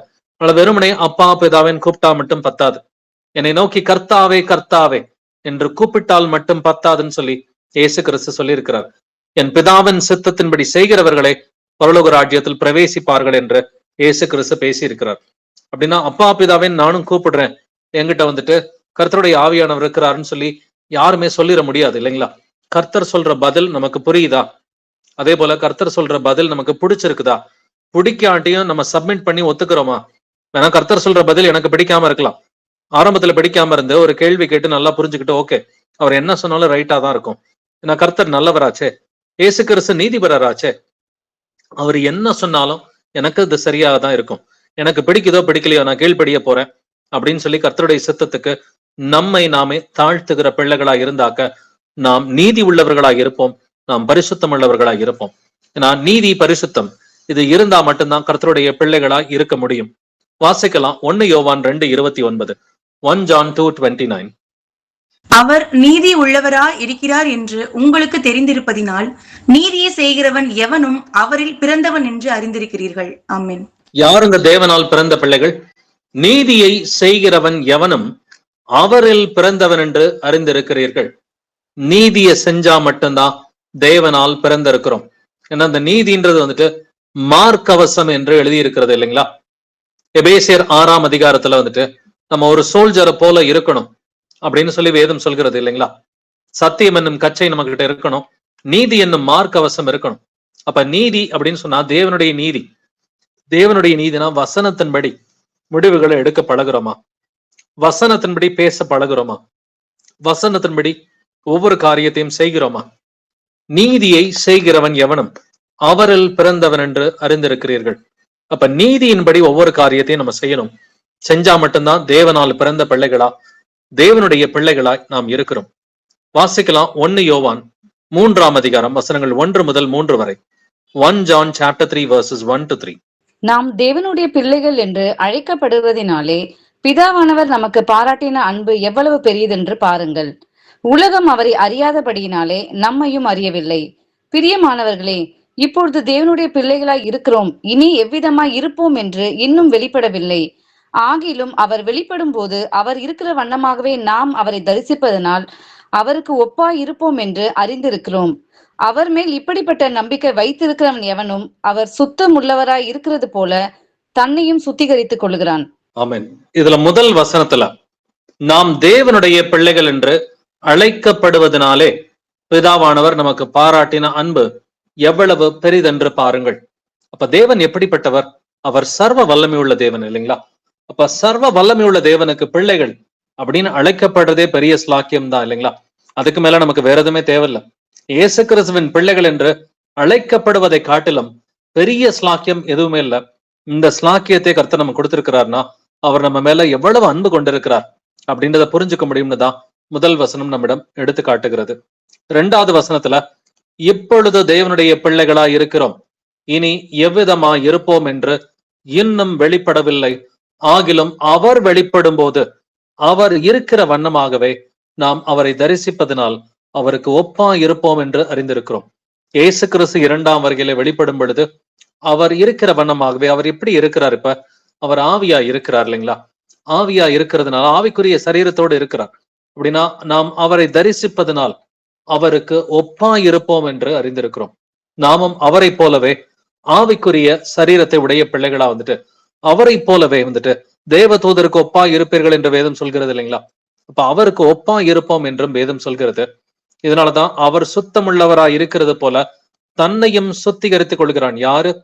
அவர் மேல் இப்படிப்பட்ட நம்பிக்கை வைத்திருக்கிறவன் எவனும். 2ஆம் வருகையில நான் இயேசு கிறிஸ்துவை பார்க்கணும். 2ஆம் வருகையில அவரை பார்க்கும் பொழுது அவருக்கு ஒப்பா இருக்கணும், அவரோடு கூட 1000 வருட அரசாட்சியில இருக்கணும். இப்படிப்பட்ட நம்பிக்கை வைத்திருக்கிறவன் எவனும் அவர் சுத்தமுள்ளவராய் இருக்கிறது போல தன்னையும் சுத்திகரித்துக் கொள்ளுகிறான். அப்ப இந்த உலகத்தின் அசுத்தங்களுக்கு நம்மை நாமே சுத்திகரித்துக் கொள்ளுகிறோமா? இந்த உலகத்தின் அசுத்தங்களுக்கு நாம் விலகி இருக்கிறோமா? வசனம் சொல்லுது, இந்த உலகத்தின் அசுத்தங்கள்ல பொய் சொல்லக்கூடாது, கெட்ட வார்த்தை சொல்லக்கூடாது, இப்படி எல்லாம் நிறைய விஷயங்களை கர்த்தர் நமக்கு கத்துக் கொடுக்கிறார். அப்ப இந்த உலகத்தின் அசுத்தங்களுக்கு நாம் விலகி இருந்து நம்மை சுத்திகரித்து கொண்டிருக்கிறோமா அப்படின்றத நிதானித்து பார்க்கலாம். 1 யோவான் 3ஆம் அதிகாரம் வசனங்கள் 6 முதல் 7 வரை வாசிக்கலாம். 1 John chapter 3 verses 6 to 7. அவரில் நிலைத்திருக்கிற எவனும் பாவம் செய்கிறதில்லை. பாவம் செய்கிற எவனும் அவரை காணவும் இல்லை, அவரை அறியவும் இல்லை. பிள்ளைகளே, நீங்கள் ஒருவராலும் வஞ்சிக்கப்படாதிருங்கள். நீதியை செய்கிறவன் அவர் நீதி உள்ளவராய் இருக்கிறது போல தானும் நீதி உள்ளவனாய் இருக்கிறான். ஆமேன். பாவம் செய்கிற எவனும் அவரை காணவும் இல்லை, அவரை அறியவும் இல்லை என்று எழுதியிருக்கிறது. ஏற்கனவே நம்ம வாசிச்சிருக்கிறோம். 1 யோவான் 3ஆம் அதிகாரம் 9வது வசனத்துல பாவம் செய்கிறவன் எவனும் அப்படின்னு சொன்னாக்க பிராக்டிஸ் ஆஃப் சின்னிங் அப்படின்னு சொல்லி வேதம் சொல்லுது இல்லைங்களா? கீப்ஸ் ஆன் சின்னிங் அல்லது பிராக்டிஸ் ஆஃப் சின்னிங் அப்படின்ற வார்த்தை தெளிவாகவே எழுதியிருக்குது. அப்ப இங்கேயுமே பாவம் செய்கிற எவனும் அவரை காணவும் இல்லை, அவரை அறியவும் இல்லை அப்படின்னு சொன்னாக்க 6வது வசனத்தை இங்கிலீஷ்ல வாசிச்சு பாத்தீங்கன்னா, no one who abides in him keeps on sinning. No one who keeps on sinning has either seen him or known him. So keeping on sinning, ஒரு பாவத்தில் நிலைத்திருப்பது, பிராக்டிஸ் ஆஃப் சின்னிங், ஒரு பாவத்தை மீண்டும் மீண்டும் செய்கிறது. இதத்தான் 1 யோவான் 3ஆம் அதிகாரத்துல வாசிக்கிறோம். அது 6வது வசனம், 7வது வசனம், 9வது வசனம் எல்லாத்துலயுமே keeping on sinning, practice of sinning, ஒரு பாவத்தில் ரொம்ப நாள் நிலைத்திருப்பது, இதத்தான் கர்த்தர் சொல்றாரு. அப்ப ஒருத்தர் நான் இயேசு கிறிஸ்துவின் பிள்ளைன்னு சொல்லிட்டு ஒரு பாவத்திலே ரொம்ப நாள் நிலைச்சிருக்கிறார்னா அவன் தேவனை காணவும் இல்லை, அவன் தேவனை அறியவும் இல்லை என்று வேதம் சொல்கிறது. 7வது வசனத்துல நீதியை செய்கிறவன் அவர் நீதி உள்ளவராய் இருக்கிறது போல தானும் நீதி உள்ளவனாய் இருக்கிறான். அப்படின்னா நாமும் கர்த்தரை போல நீதி உள்ள பிள்ளைகளா இருக்கணும். 3வது வசனத்துல அவர் சுத்தமுள்ளவராய் இருக்கிறது போல தன்னையும் சுத்திகரித்துக் கொள்கிறான். சுத்தம்னா என்னதுங்க? பரிசுத்தம். நம்மை நாமே வசனத்தை கொண்டு பரிசுத்தம் செய்ய வேண்டும் இல்லைங்களா? நம்மை நாமே சுத்திகரித்துக் கொள்ள வேண்டும் என்று 3வது வசனம் சொல்லுது. 7வது வசனத்துல நீதியை செய்கிறவன் அவர் நீதி உள்ளவராய் இருக்கிறது போல தானும் நீதி உள்ளவனாய் இருக்கிறான் என்று வேதம் சொல்கிறது. 1 யோவான் 5:18 வாசிக்கலாம். 1 John 5:18. தேவனால் பிறந்த எவனும் பாவம் செய்யான் என்று அறிந்திருக்கிறோம். தேவனால் பிறந்தவன் தன்னை காக்கிறான், பொல்லாங்கன் அவனை தொடான். ஆமென். தேவனால் பிறந்த எவனும் பாவம் செய்யான் என்று அறிந்திருக்கிறோம். அப்ப தேவனால் பிறந்தவன் ஒரு பாவத்துல செய்ய மாட்டான்னா நிலைத்திருக்க மாட்டான் இல்லைங்களா? ஒரு பாவத்துல நிலைச்சிருக்கிறதுக்கு வாய்ப்பு இல்ல. அதே போல தேவனால் பிறந்தவன் தன்னை காக்கிறான். எப்படி? வசனங்களை கொண்டு தன்னை காக்கிறான். பொல்லாங்கன் அவனை தொடான் என்று வேதம் சொல்கிறது. அப்ப பொல்லாங்கன் பிசாசு வந்துட்டு அவனை டச் பண்ணவே முடியாது அப்படின்றத நம்ம தெளிவாவே வந்துட்டு பாக்குறோம். அப்ப பிசாசு தொட முடியாத அளவுக்கு நீங்க வந்துட்டு உங்களை நீங்களே வசனத்தை கொண்டு காக்கிற பிள்ளைகளா, பரிசுத்தாவின் துணையோடு உங்களை காக்கிற பிள்ளைகளா இருக்கிறோமா? சரி, இந்த இடத்துல ஒரு டெம்டேஷன் இருக்கு, இந்த இடத்துக்கு நம்ம போக வேண்டாம், இந்த நபர்களோட சேர்ந்தோம்னு சொன்னாக்க நம்மள பாவத்துல விழ வச்சிருவாங்க, இந்த நபர்களோடு நம்ம சேர வேண்டாம் அப்படின்னு சொல்லி பாவத்துக்கு விலகி இருக்கிற பிள்ளைகளா நம்ம இருக்கிறோமா? இங்க போனா நமக்கு லாபம் இருக்கும், இருந்தாலும் வேணாம், பாவத்துல விழுந்துருவோம்னு சொல்லி அந்த டெம்டேஷன்ஸ் எல்லாத்தையுமே அவாய்ட் பண்ற பிள்ளைகளா நம்ம இருக்கிறோமா? ஏன்னா தேவனால் பிறந்த எவனும் பாவம் செய்யான் என்று அறிந்திருக்கிறோம். பாவத்துக்கு ஒரு டெம்டேஷன் இருந்தா பாவம் செஞ்சிருவோம் இல்லைங்களா? நம்மளுடைய கண்ணுக்கு முன்னாடி ஒரு டெம்டேஷன் இருந்துச்சுனாக்க, ஒரு சோதனை இருந்துச்சுன்னா பாவம் செய்யறதுக்கு வாய்ப்பு இருக்கு.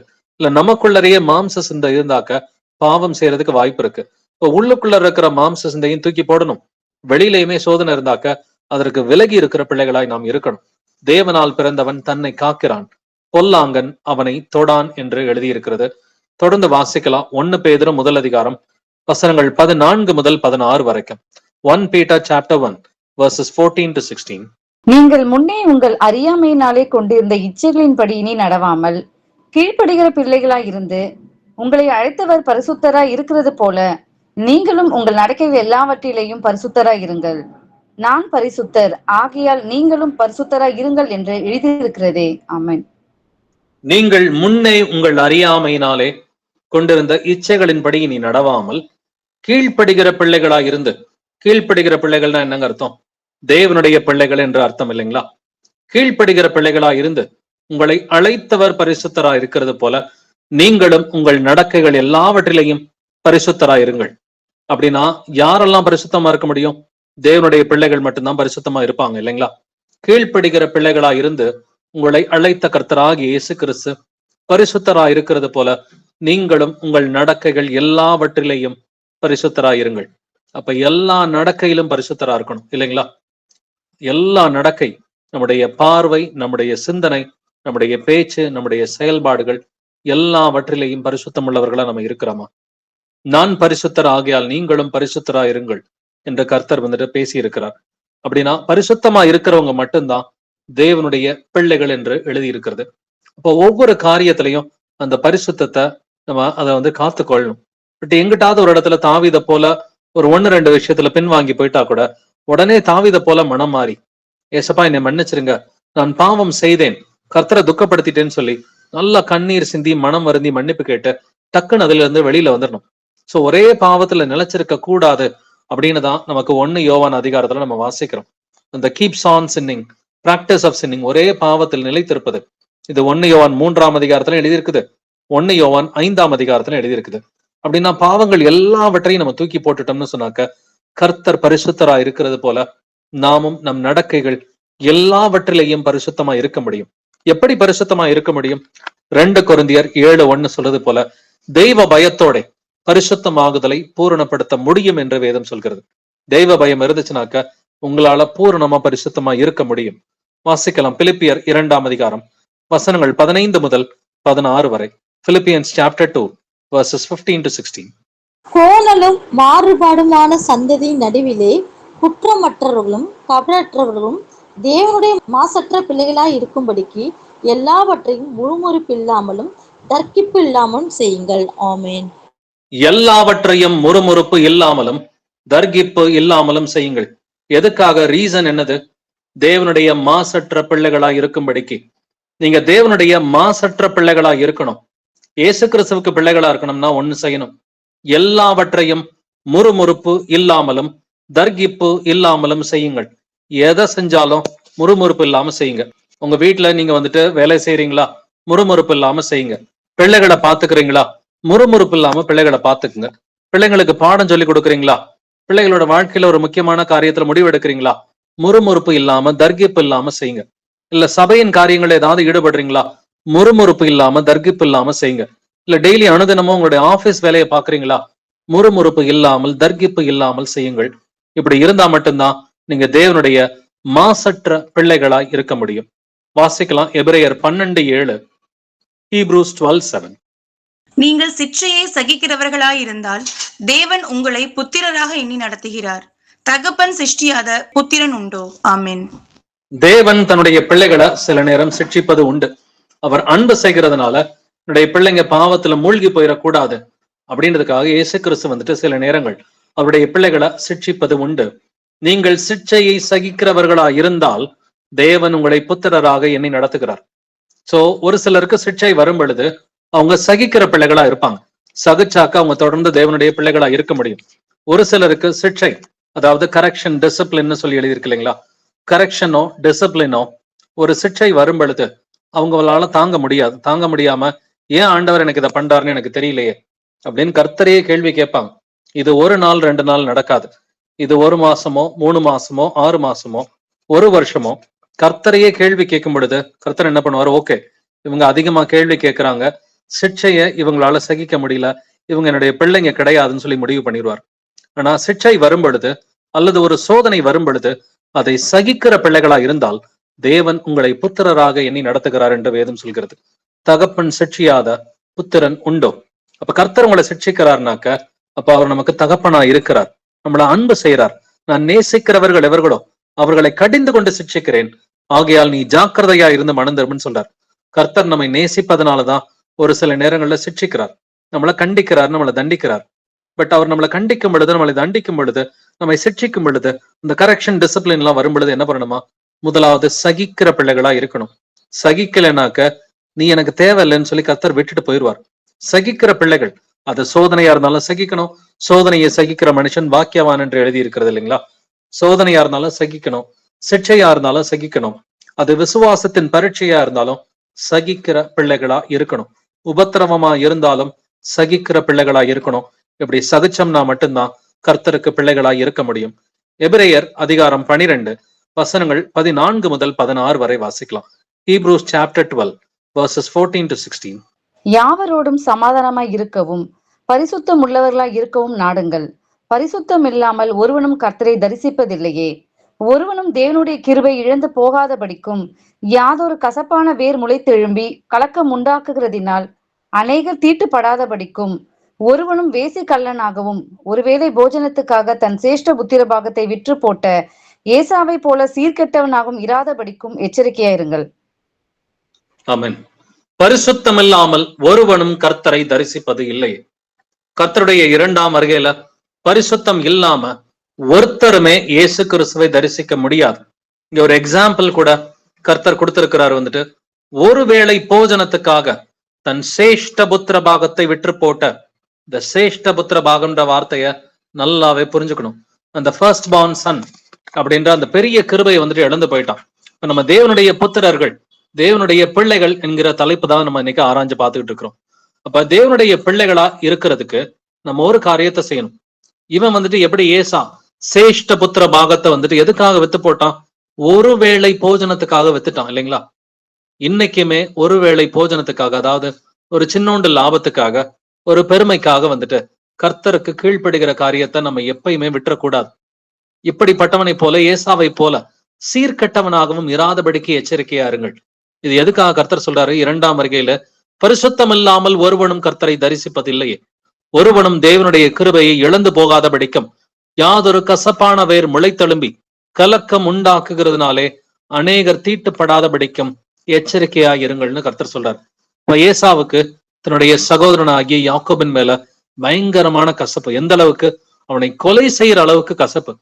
ஒரு 20 வருஷம் கழிச்சு தன்னுடைய சகோதரன் வந்துட்டு மீண்டும் வந்துட்டு அந்த கானான் தேசத்துக்கு திரும்பி வரும் பொழுது 400 பேரை கூட்டிக்கிட்டு போறான். எதுக்காக? 400 பேரை கூட்டிக்கிட்டு சொந்த சகோதரனை பாக்குறதுக்கு யாராவது போவாங்களா? கொலை செய்யறதுக்காக தான் 400 பேரை கூட்டிக்கிட்டு போறான். கர்த்தருடைய கிருபையினால யாக்கோபினுடைய உயிர் வந்துட்டு கர்த்தர் தப்பு வைக்கிறார். கடைசி நேரத்துல ஏசாவினுடைய இருதயத்தை கர்த்தர் மாத்துறார். பட் ஏசாவை போல சீர்கெட்டவனாக இருக்க வேண்டாம். ஏசா என்ன பண்ணா, எனக்கு இந்த சேஷ்ட புத்திர பாகம் வேண்டாம், எனக்கு இந்த ஃபர்ஸ்ட் பார்ன் சன்னுக்குரிய இந்த ஒரு மகிமை வந்துட்டு எனக்கு இந்த ஸ்லாக்கியம் வேண்டாம்னு தூக்கி போட்டான். எதுக்காக? ஒருவேளை போஜனத்துக்காக, அப்படின்னா ஒரு சின்ன லாபத்துக்காக, இந்த பூமிக்குரிய ஒரு பெருமைக்காக, இல்ல ஒரு கோபம், வெறுப்பு, கசப்பு, விரோதம், வைராக்கியம், அல்லது ஒரு இச்சை, ஒரு பொருளாசை அப்படின்னு சொல்லி ஏதாவது ஒரு இச்சைக்காக, ஒரு பொருளாசைக்காக ஆதாம் ஏவாள் எப்படி அந்த பழத்தின் மேல ஒரு இருந்த இச்சைக்காக அவங்க தங்களுடைய நித்திய ஜீவனையை தூக்கி போட்டாங்க இல்லைங்களா? அதே மாதிரி நம்ம இருக்கக்கூடாதுன்னு கர்த்தர் சொல்றார். நான் கர்த்தர் வரும் பொழுது நாம் பரிசுத்தமாய் இருக்க வேண்டும். வாசிக்கலாம் மத்தேயு 5ஆம் அதிகாரம் வசனங்கள் 44 முதல் 45 வரை. Matthew chapter 5 verses 44 to 45. நான் உங்களுக்கு சொல்லுகிறேன், உங்கள் சத்துருக்களை செய்யுங்கள், உங்களை சபிக்கிறவர்களை ஆசீர்வதிங்கள், உங்களை பகைக்கிறவர்களுக்கு நன்மை செய்யுங்கள், உங்களை நிந்திக்கிறவர்களுக்காகவும் உங்களை துன்பப்படுத்துறவர்களுக்காகவும் ஜெபம் பண்ணுங்கள். இப்படி செய்வதனால் நீங்கள் பரலோகத்தில் இருக்கிற உங்கள் பிதாவுக்கு புத்திரராய் இருப்பீர்கள். அவர் தீயோர் மேலும் நல்லோர் மேலும் தமது சூரியனை உதிக்க பண்ணி நீதி உள்ளவர்கள் மேலும் அநீதி உள்ளவர்கள் மேலும் மழையை பெய்ய பண்ணுகிறார். ஆமென். இப்படி செய்வதனால் நீங்கள் பரலோகத்தில் இருக்கிற உங்கள் பிதாவுக்கு புத்திரராய் இருப்பீர்கள். எப்பங்க தேவனுக்கு புத்திரராய் இருக்க முடியும்? உங்கள் சத்துருக்களை சிநேகியுங்கள், உங்களை சபிக்கிறவர்களை ஆசீர்வதியுங்கள், உங்களை பகைக்கிறவர்களுக்கு நன்மை செய்யுங்கள், உங்களை நிந்திக்கிறவர்களுக்காக உங்களை துன்பப்படுத்துகிறவர்களுக்காகவும் ஜெபம் பண்ணுங்கள். அப்ப உங்களுடைய சத்துருக்களை நீங்க நேசிக்கிறீங்களா? உங்களை நீங்களே யோசிச்சு பாருங்க. நேசிக்கிறதுனா முதல்ல அவங்களுக்காக ஜெபம் பண்ணணும். அவங்கள இயேசு கிறிஸ்துவ நாமத்தினால மன்னிக்கிற ஆண்டவரே, இயேசு கிறிஸ்துவ நாமத்தினால ஆசீர்வதிக்கிற ஆண்டவரே, அவங்க நல்லா இருக்கணும் ஆண்டவரே, இந்த பிரச்சனை எல்லாம் அவங்க வீட்டுல இருக்குது, அவங்க உடம்புல இந்த பிரச்சனை இருக்குது, அவங்க நீங்க ஆசீர்வதிங்க, சத்தியத்தை அவங்க தெரிஞ்சுக்கணும் அப்படின்னு சொல்லி அவங்களுக்காக ஜெபிக்கிற பிள்ளைகளா இருக்கிறீங்களா? அவங்கள ஆசீர்வதிக்கிறீங்களா? உங்களை சபிக்கிறவர்களே ஆசீர்வதிங்கள் என்று எழுதி இருக்கிறது. உங்களை பகைக்கிறவர்களுக்காக ஜெபம் பண்ணுங்கள் என்று எழுதி இருக்குது. இதெல்லாம் நம்ம செஞ்சா மட்டும்தான் தேவனுக்கு பிள்ளைகளா இருக்க முடியும். இப்படி செய்வதனால் நீங்கள் பரலோகத்தில் இருக்கிற உங்கள் பிதாவுக்கு புத்திரராய் இருப்பீர்கள். இதே விஷயத்தை தான் லூக்கா 6ஆம் அதிகாரம் 35வது வசனத்திலையும் கர்த்தர் பேசியிருக்கிறாரு. உங்கள் சத்துருக்களை சிநேகியுங்கள், நன்மை செய்யுங்கள், கைமாறு கருதாமல் கடன் கொடுங்கள், அப்பொழுது உங்கள் பலன் மிகுதியாயிருக்கும். உன்னதமானவருக்கு நீங்கள் பிள்ளைகளாய் இருப்பீர்கள். அவர் நன்றி அறியாதவர்களுக்கும் துரோகிகளுக்கும் நன்மை செய்கிறாரு. அப்படின்னா நம்முடைய எதிரிகளை மன்னிச்சு, அவங்கள ஆசீர்வதிச்சு, அவங்கள அன்பு செஞ்சு, அவர்களுக்காக ஜெபம் பண்ணா மட்டும்தான் நாம் இயேசு கிறிஸ்துவின் பிள்ளைகளாய் இருக்க முடியும். 1 யோவான் 4ஆம் அதிகாரம் 7 முதல் 8 வசனங்களை வாசிக்கலாம். 1 John chapter 4 verses 7 to 8. பிரியமானவர்களே, ஒருவரில் ஒருவர் அன்பாய் இருக்க கடவோம். ஏனெனில் அன்பு தேவனால் உண்டாயிருக்கிறது. அன்புள்ள எவனும் தேவனால் பிறந்து அவரை அறிந்திருக்கிறான். அன்பில்லாதவன் தேவனை அறியான். தேவன் அன்பாகவே இருக்கிறார். ஆமென். ஆமென். அன்புள்ள எவனும் தேவனால் பிறந்து அவரை அறிந்திருக்கிறான். அப்ப தேவனுக்கு பிள்ளைகளா இருக்கிறோம்னா எப்படி இருக்கணும்? தேவனால் பிறந்தவர்களா இருக்கணும். அப்ப அன்புள்ளவன் எவனும் தேவனால் பிறந்து அவரை அறிந்திருக்கிறான். அன்பில்லாதவன் தேவனை அறியான். தேவன் அன்பாகவே இருக்கிறார். அப்ப அன்புன்னு சொன்னா, இல்லையே நான் அன்பாதான் இருக்கிறேன், என் கணவர்கிட்ட அன்பா இருக்கிறேன், என் மனைவி கிட்ட அன்பா இருக்கிறேன், என்னுடைய பிள்ளைங்கள்ட்ட நான் அன்பா இருக்கிறேன்னு சொன்னாக்க, ஆயக்காரரும் இப்படி செய்கிறது இல்லையா அப்படின்னு கர்த்தர் கேள்வி கேட்கிறார். பாவிகளும் இப்படி செய்கிறது இல்லையா அப்படின்னு கர்த்தர் கேட்கிறார். எந்த இடத்துல கேட்கிறாருன்னு பாத்தீங்கன்னா, உங்கள் சத்துருக்களை சிநேகியுங்கள் அப்படின்னு சொல்றாரு இல்லையா? அதுக்கு ஒரு 2 வசனம் கீழே பாத்தீங்கன்னாக்க, பாவிகளும் தங்களுடைய வீட்டார அன்பு செய்யறாங்கப்பா, பாவிகளும் வந்துட்டு தங்களுடைய சொந்தக்காரங்களும் அன்பு செய்யறாங்க, நீ என்ன டிஃப்ரெண்டா பண்ற அப்படின்னு கர்த்தர் கேள்வி கேட்கிறார். அப்படின்னா தேவனால் பிறந்து தேவனை அறிந்திருக்கிறோம். அன்புனாக்க ஆவிக்குரிய அன்பு. சத்துருக்களை சிநேகிப்பது, இதுதான் அன்புன்னு சொல்லி கர்த்தர் டிஃபைன் பண்ணியிருக்கிறார். அப்ப உங்களை வெறுக்கிறவங்கள நீங்க அன்பு செய்யறீங்களா? உங்களை வெறுக்கிறவங்கள வந்துட்டு அவங்களுக்காக நீங்க ஜெபிக்கிறீங்களா? அவங்கள மன்னிக்கிறீங்களா? நேர்ல பார்க்கும் பொழுது அவங்கள்ட்ட உங்களால நல்லா பேச முடியுதா?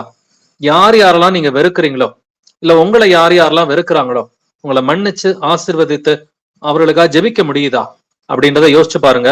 இப்படி இருந்தா மட்டும்தான் தேவனுக்கு பிள்ளைகளாய் நாம் இருக்கிறோம்.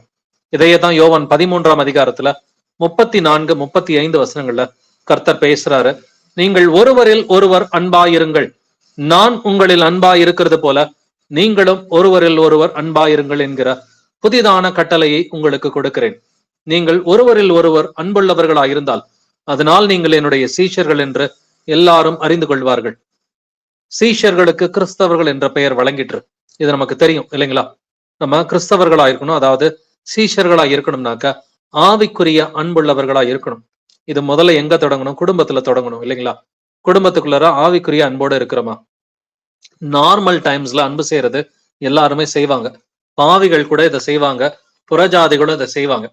கணவர் கோவப்படும் பொழுது மனைவி அமைதியா இருந்து பொறுமையா இருக்கிறதும், மனைவி கோவப்படும் பொழுது கணவன் அமைதியா இருந்து பொறுமையா இருந்து வசனத்தின்படி அவர்களுக்கு புத்தி சொல்வதும், இதுதான் ஆவிக்குரிய அன்பு. இல்ல ஒரு நேரம் அவங்க கோபப்பட்டு ஏதாவது ஒரு தேவையில்லாத வார்த்தைகளை சொல்லிட்டாலும் வாக்குவாதத்தை அவாய்ட் பண்ணிட்டு, ஓகே தேவைப்பட்டா நம்ம அன்னைக்கு நைட்டு பேசிக்கலாம், இல்ல அடுத்த நாள் பேசலாம், 2 நாள் கழிச்சு நம்ம பேசிக்கலாம்னு சொல்லி அந்த மொமெண்ட்ல சண்டையை அமர்த்துகிறவர்களா நம்ம இருக்கிறோமா? அப்படி இருந்தாக்க தேவனால் பிறந்திருக்கிறோம்னு சொல்லி வேதம் சொல்லுது. இதைத்தான் எபேசியர்லயும் வாசிக்கலாம். எபேசியர் 5ஆம் அதிகாரம் வசனங்கள் 8 முதல் 9 வரை. Ephesians chapter 5 verses 8 to 9.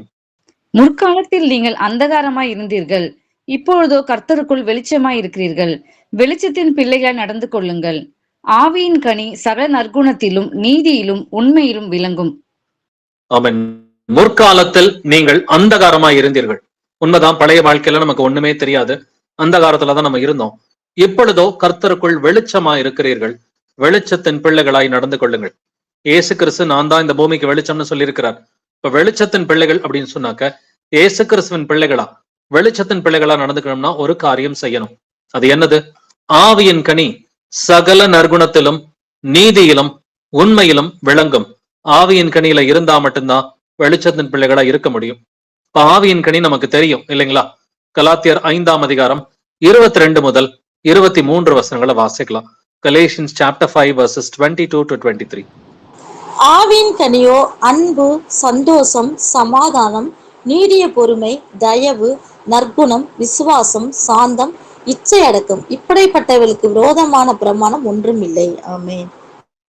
ஆவியின் கனியோ அன்பு, சந்தோஷம், சமாதானம், நீடிய பொறுமை, தயவு, நற்குணம், விசுவாசம், சாந்தம், இச்சை அடக்கம்.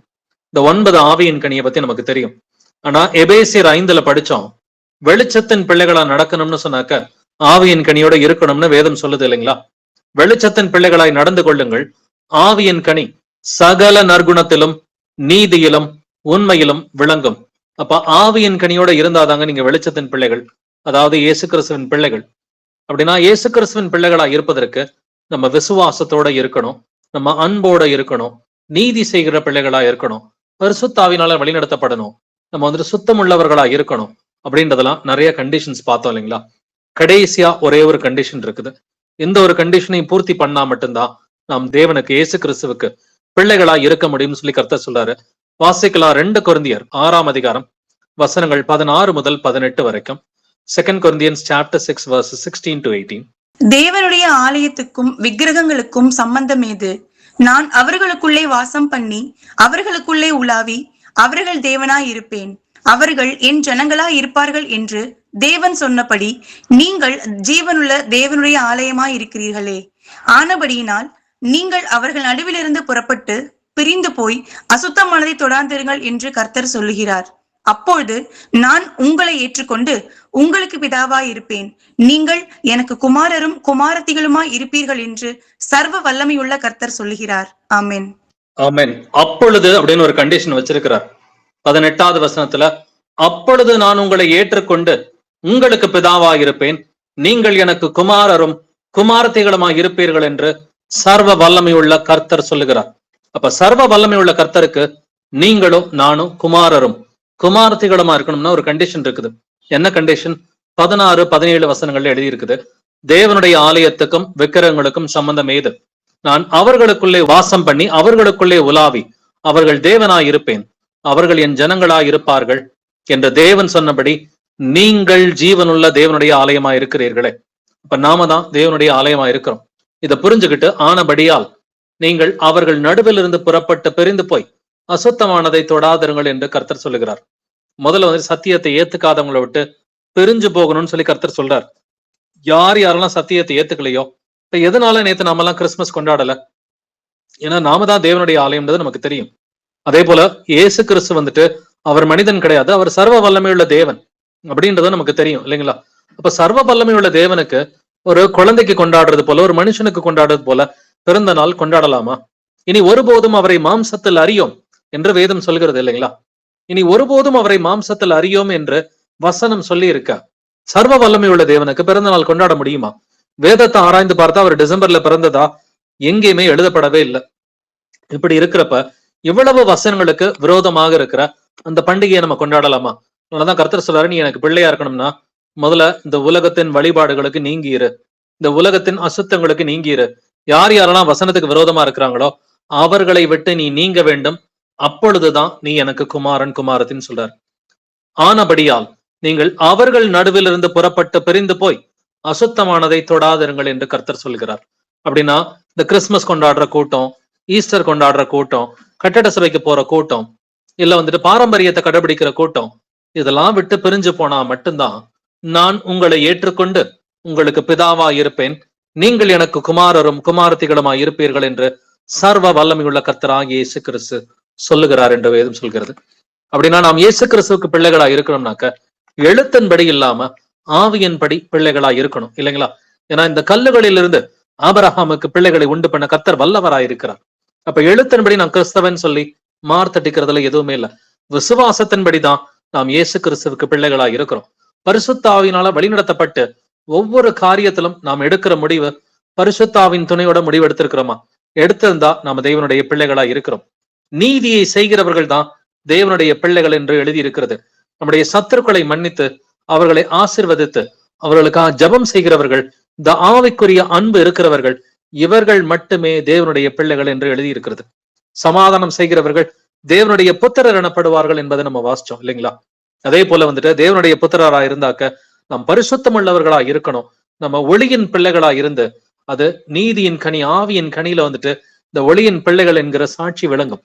அப்ப இப்படியெல்லாம் இருந்தா மட்டும்தான் தேவனுடைய பிள்ளைகளா இருக்கணும். கடைசியா ஒரு கண்டிஷன், யார் யாரெல்லாம் மாம்சத்துல நடக்கிறாங்களோ கிறிஸ்தவர்கள், யார் யாரெல்லாம் இயேசுவுக்கு விரோதமா வசனங்களை கடைபிடிக்கிறாங்களோ, அதாவது இயேசுவுக்கு விரோதமான காரியங்களை கடைபிடிக்கிறாங்களோ அவர்களை விட்டு விலகு என்று வேதம் சொல்கிறது. இப்படி எல்லாம் பாரம்பரியத்தை கடைபிடிக்கிறவங்களை விட்டு விலகி, இந்த கட்டட சபையை விட்டு விலகி, அவர்களுக்குரிய இந்த கொண்டாட்டங்கள்ல இருந்து விலகி இருக்கிறவர்கள், இவர்கள் மட்டுமே தேவனுடைய பிள்ளைகள் என்று கர்த்தர் சொல்லுகிறார். அப்ப நம்மளை நாமளே கேள்வி கேட்டு பார்த்துக்கோம். இதெல்லாம் நான் விட்டு விலகிட்டேனா? இந்த உலகத்தின் வழிபாடுகளை நான் விட்டு விலகிட்டேனா? நான் விசுவாசத்துலதான் பிழைத்திருக்கிறேனா? பரிசுத்தாவினாலதான் வழி நடத்தப்படுறேனா? ஒவ்வொரு முடிவுகளை இந்த வருஷம் முழுவதும் 2024 முழுவதும் நான் எடுத்த முடிவுகளை பரிசுத்தாவின் துணையோடு தான் நான் எடுத்திருக்கிறேனா? நான் எல்லா காரியத்திலையும் நீதியுடைய பிள்ளைய நான் இருந்திருக்கிறேனா? அப்ப என்னுடைய சத்துருக்களை நான் சிநேகிக்கிறேனா? என்னுடைய சத்துருக்களை நான் ஆசீர்வதிக்கிறேனா? அவங்களுக்காக ஜெபம் பண்றேனா? எல்லா விஷயத்திலையும் சமாதானம் செய்கிற பிள்ளையா இருக்கிறேனா? பரிசுத்தம் உள்ள பிள்ளையா இருக்கிறேனா? ஆவியின் கனியோட அந்த வெளிச்சத்தின் பிள்ளையா நான் நடக்கிறேனா? அப்படின்னு சொல்லி நம்மை நாமே நிதானித்து பார்த்து, இது வரைக்கும் நீங்க நடந்திருந்தீங்கன்னா ஆண்டவருக்கு நன்றி சொல்லி நம்ம ஒப்பு கொடுப்போம். இல்ல ஏதாவது ஒரு காரியத்துல நம்ம விலகி போயிருந்தோம்னா கூட இன்னைக்கு மணந்துருவோம். இந்த வேளையில நம்ம மனம் திரும்பி, இயேசுவே என்னை மன்னிச்சிருங்க, இனிமேட்டு நீங்க சொல்றதை நான் செய்யறேன், இன்னையில இருந்து தொடங்கி உடைய பரிசுத்த ஆவியினால வழி நடத்தப்படுறேன், நீங்க என்னென்னலாம் சொல்றீங்களோ தேவனுடைய நன்மையும் பிரியமும் பரிபூரணமான சித்தத்தை நான் உணர்ந்துகிட்டு மரியாதை போல தேவனுடைய சித்தத்துக்கு என்ன அடிமையா நான் விட்டு கொடுக்குறேன்னு சொல்லி மனம் திரும்பி ஒரு ஜெபத்தோட நம்ம ஒப்பு கொடுக்கலாம். எங்கள் கர்த்தராகிய இயேசு கிறிஸ்துவே, எங்கள் அப்பா தந்தையே, உம்மை போற்றுகிறேன், உம்மை புகழுகிறேன், உம்மை வாழ்த்தி வணங்கி உம்மை ஆராதிக்கிறேன், உம்மை துதிக்கிறேன், உமக்கு நன்றி செலுத்துகிறேன், நமக்கு ஸ்தோத்திரம் செலுத்துகிறேன். ஆண்டவரே, எங்கள் கர்த்தராகிய இயேசுவே, நீர் நல்லவர், வல்லவர், பரிசுத்தர், தூயவர், நீர் இரக்கமுள்ளவர், நீர் சாந்தமுள்ளவர், நீர் நீதி உள்ளவர், துதியும் கனமும் மகிமையும் வல்லமையும் என்றென்றும் உடையதே. இயேசுவே ஆண்டவரே, உடைய தயவுள்ள சித்தத்தின்படியே ஆண்டவரே நீர் எங்களை ஆண்டவரே பிள்ளைகளாய் இருப்பதற்கு, சுவிகார புத்திரராய் இருக்கும்படிக்கு நீர் எங்கள் எல்லோரையுமே முன்குறித்த அந்த கிருபைக்காக ஸ்தோத்தரிக்கிற நமக்கு நன்றி செலுத்துகிற ஆண்டவரே. உடைய வசனங்களின்படி உடைய பிள்ளைகளா நாங்கள் நடப்பதற்கு நீங்க எங்களுக்கு கிருபை கொடுங்கப்பா. இந்நாள் வரைக்கும் ஆண்டவரே எங்களில் அநேகரை நீங்க பலப்படுத்தி உடைய பிள்ளைகளாய் நடப்பதற்கு நீங்க கிருபை கொடுத்திருக்கிறீங்க. நன்றி ஆண்டவரே. ஆண்டவரே, ஏதாகிலும் ஒரு காரியத்துல உடைய பிள்ளைகள் அல்லாத காரியத்துல நாங்க நடந்திருந்தோம்னாக்க எங்களை மன்னிங்க ஆண்டவரே. சமாதானம் பண்ணுகிறவர்கள் பாக்கியவான்கள், அவர்கள் தேவனுடைய புத்திரர் எனப்படுவார்கள் என்று எழுதியிருக்கிறபடி நாங்கள் எப்பொழுதும் சமாதானம் செய்கிற பிள்ளைகளா இருப்பதற்கு எங்களுக்கு கிருபை கொடுங்கப்பா. உடைய சத்திய வசனத்தினாலே ஜெனிபிக்கப்பட்ட பிள்ளைகளா இருப்பதற்கு எங்களுக்கு நீர்தாமை கிருபை பாராட்ட வேண்டுமாறு கெஞ்சி மன்றாடுகிற ஆண்டவரே. உடைய நாமத்தின் மேல் விசுவாசம் உள்ள பிள்ளைகளா எப்பொழுதும் இருப்பதற்கு எங்களுக்கு கிருபை கொடுங்கப்பா. நாங்கள் ஆண்டவரை விசுவாசத்தினாலே தேவனுடைய பிள்ளைகளா இருப்பதற்கு நீர்தாமை எங்களுடைய விசுவாசத்தை பலப்படுத்த வேண்டுமாறு கெஞ்சி மன்றாடுகிற ஆண்டவரே. எவர்கள் தேவனுடைய ஆவியினாலே நடத்தப்படுகிறார்களோ அவர்கள் தேவனுடைய புத்திரராக இருக்கிறார்கள் என்று வேதம் சொல்கிறபடி நாங்கள் எப்பொழுதும் தேவனுடைய ஆவியினாலே நடத்தப்படுகிற பிள்ளைகளா, தேவனுடைய சித்தத்திற்கு எங்களை நாங்கள் அடிமைகளாக ஒப்புக் கொடுக்கிற பிள்ளைகளா இருக்க வேண்டும் என்று எங்கள் ஒவ்வொருவருமே இயேசு கிறிஸ்துவின் நாமத்தினால் ஆசீர்வதிக்கிற ஆண்டவரே. அப்பா பிதாவை என்று நாங்கள் கூப்பிடுவது மட்டும் இல்லாமல் உடைய சித்தத்தை அறிந்த பிள்ளைகளா, உடைய சித்தத்திற்கு எங்களை நாங்களே முழுமையா தாழ்த்துவதற்கு எங்களுக்கு கிருபையை கொடுங்கப்பா.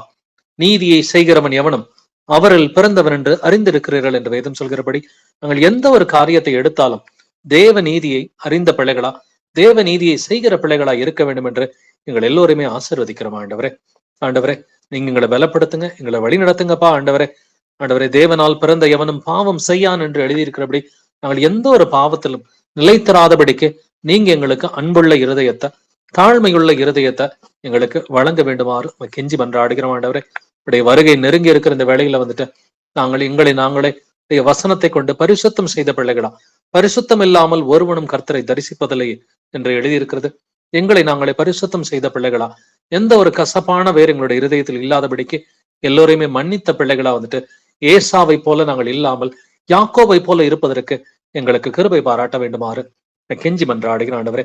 எங்கள் சத்துருக்களை சிநேகிப்பதற்கும், எங்களை சபிக்கிறவர்களை ஆசீர்வதிக்கிறதுக்கும், எங்களை பகைக்கிறவர்களுக்கு நன்மை செய்வதற்கும், எங்களை நிந்திக்கிறவர்களுக்கு நாங்கள் உதவி செய்வதற்கும் ஜெபம் செய்வதற்கும் நீர்தாமே எங்களை பலப்படுத்த வேண்டுமாறு கெஞ்சி மன்றாடுகிற ஆண்டவரே. நீங்க எங்களுக்கு கிருபை கொடுங்க. நாங்க செய்ய வேண்டிய ஒவ்வொரு காரியத்தையும் எங்களுக்கு வெளிப்படுத்துங்கப்பா. நாங்கள் வெளிச்சத்தின் பிள்ளைகளா ஆவியின் கனியில நடப்பதற்கு எங்களுக்கு கிருபை கொடுங்கப்பா. இன்றைய வசனத்தை கேட்டு ஒவ்வொருவரும் ஆவியின் கனியில வெளிச்சத்தின் பிள்ளைகளா நடக்க வேண்டும் என்று ஒவ்வொருவருமே இயேசு கிறிஸ்துவின் நாமத்தினால் ஆசீர்வதிக்கிறேன் ஆண்டவரே. அன்பு, சந்தோஷம், சமாதானம், நீடிய பொறுமை, தயவு, நற்குணம், விசுவாசம், சாந்தம், இச்சையடக்கம் என்கிற இந்த ஒவ்வொரு ஆவியின் கனியிலும் ஒவ்வொரு சகோதரனும் ஒவ்வொரு சகோதரியும் வாலிப பிள்ளைகளும் சிறு பிள்ளைகளும் எல்லோரும் நிலைத்திருக்க வேண்டும் என்று இயேசு கிறிஸ்துவின் நாமத்தினால் எல்லோருமே ஆசீர்வதிக்கிற ஆண்டவரே. நாங்கள் இந்த உலகத்தின் வழிபாடுகளுக்கு நீங்கின பிள்ளைகளா, விலகி இருக்கிற பிள்ளைகளா வந்துட்டு அசுத்தமானதை தொடாமல் இருப்பதற்கு, விக்கிரகத்தை தொடாமல் இருப்பதற்கு எங்களுக்கு கிருபை கொடுங்க. ஆவிக்குரிய விக்கிரகமா இருந்தாலும் ஆண்டவரே, மாம்சத்தின் காரியமா இருந்தாலும் எல்லாத்திலிருந்தும் நாங்கள் விலகி இருப்பதற்கு எங்களுக்கு கிருபை கொடுக்க வேண்டுமாறுமே கெஞ்சி மன்றாடுகிற ஆண்டவரே. உங்களுடைய கிருபையினால்தான் நாங்கள் இந்நாள் வரைக்கும் நிற்கிறோம் ஆண்டவரே. உடைய இரண்டாம் வருகை மட்டும் நாங்கள் நிலை நிற்பதற்கு விசுவாசத்திலும் அன்பிலும் தாழ்மையிலும் பரிசுத்தத்திலும் நிலை நிற்பதற்கு நீர்தாமே எங்களுக்கு கிருபை பாராட்ட வேண்டுமாறு கெஞ்சி மன்றாடுகிற ஆண்டவரே. எங்கள் கர்த்தராகிய இயேசு கிறிஸ்துவே, நீர் சீக்கிரமா இந்த பூமிக்கு வாரும் ஆண்டவரே. இந்த பூமிக்கு வந்து இந்த பூமியை உடைய நீதி உள்ள ஆட்சியினால வந்துட்டு நீர் ஆளுகை செய்ய வேண்டுமாறு கெஞ்சி வென்றாடுகிறோம். துதிகன மகிமையெல்லாம் இயேசுவின் ஒருவருக்கே உண்டாவதாக. இந்த ஜபங்களை என்னுடைய கர்த்தராகிய இயேசு கிறிஸ்துவின் மகா பரிசுத்த நாமத்தினால் ஏறெடுக்கிறேன். ஜீவனுள்ள எங்கள் நல்ல பிதாவே. ஆமென், ஆமென். Praise Lord, brothers and sisters.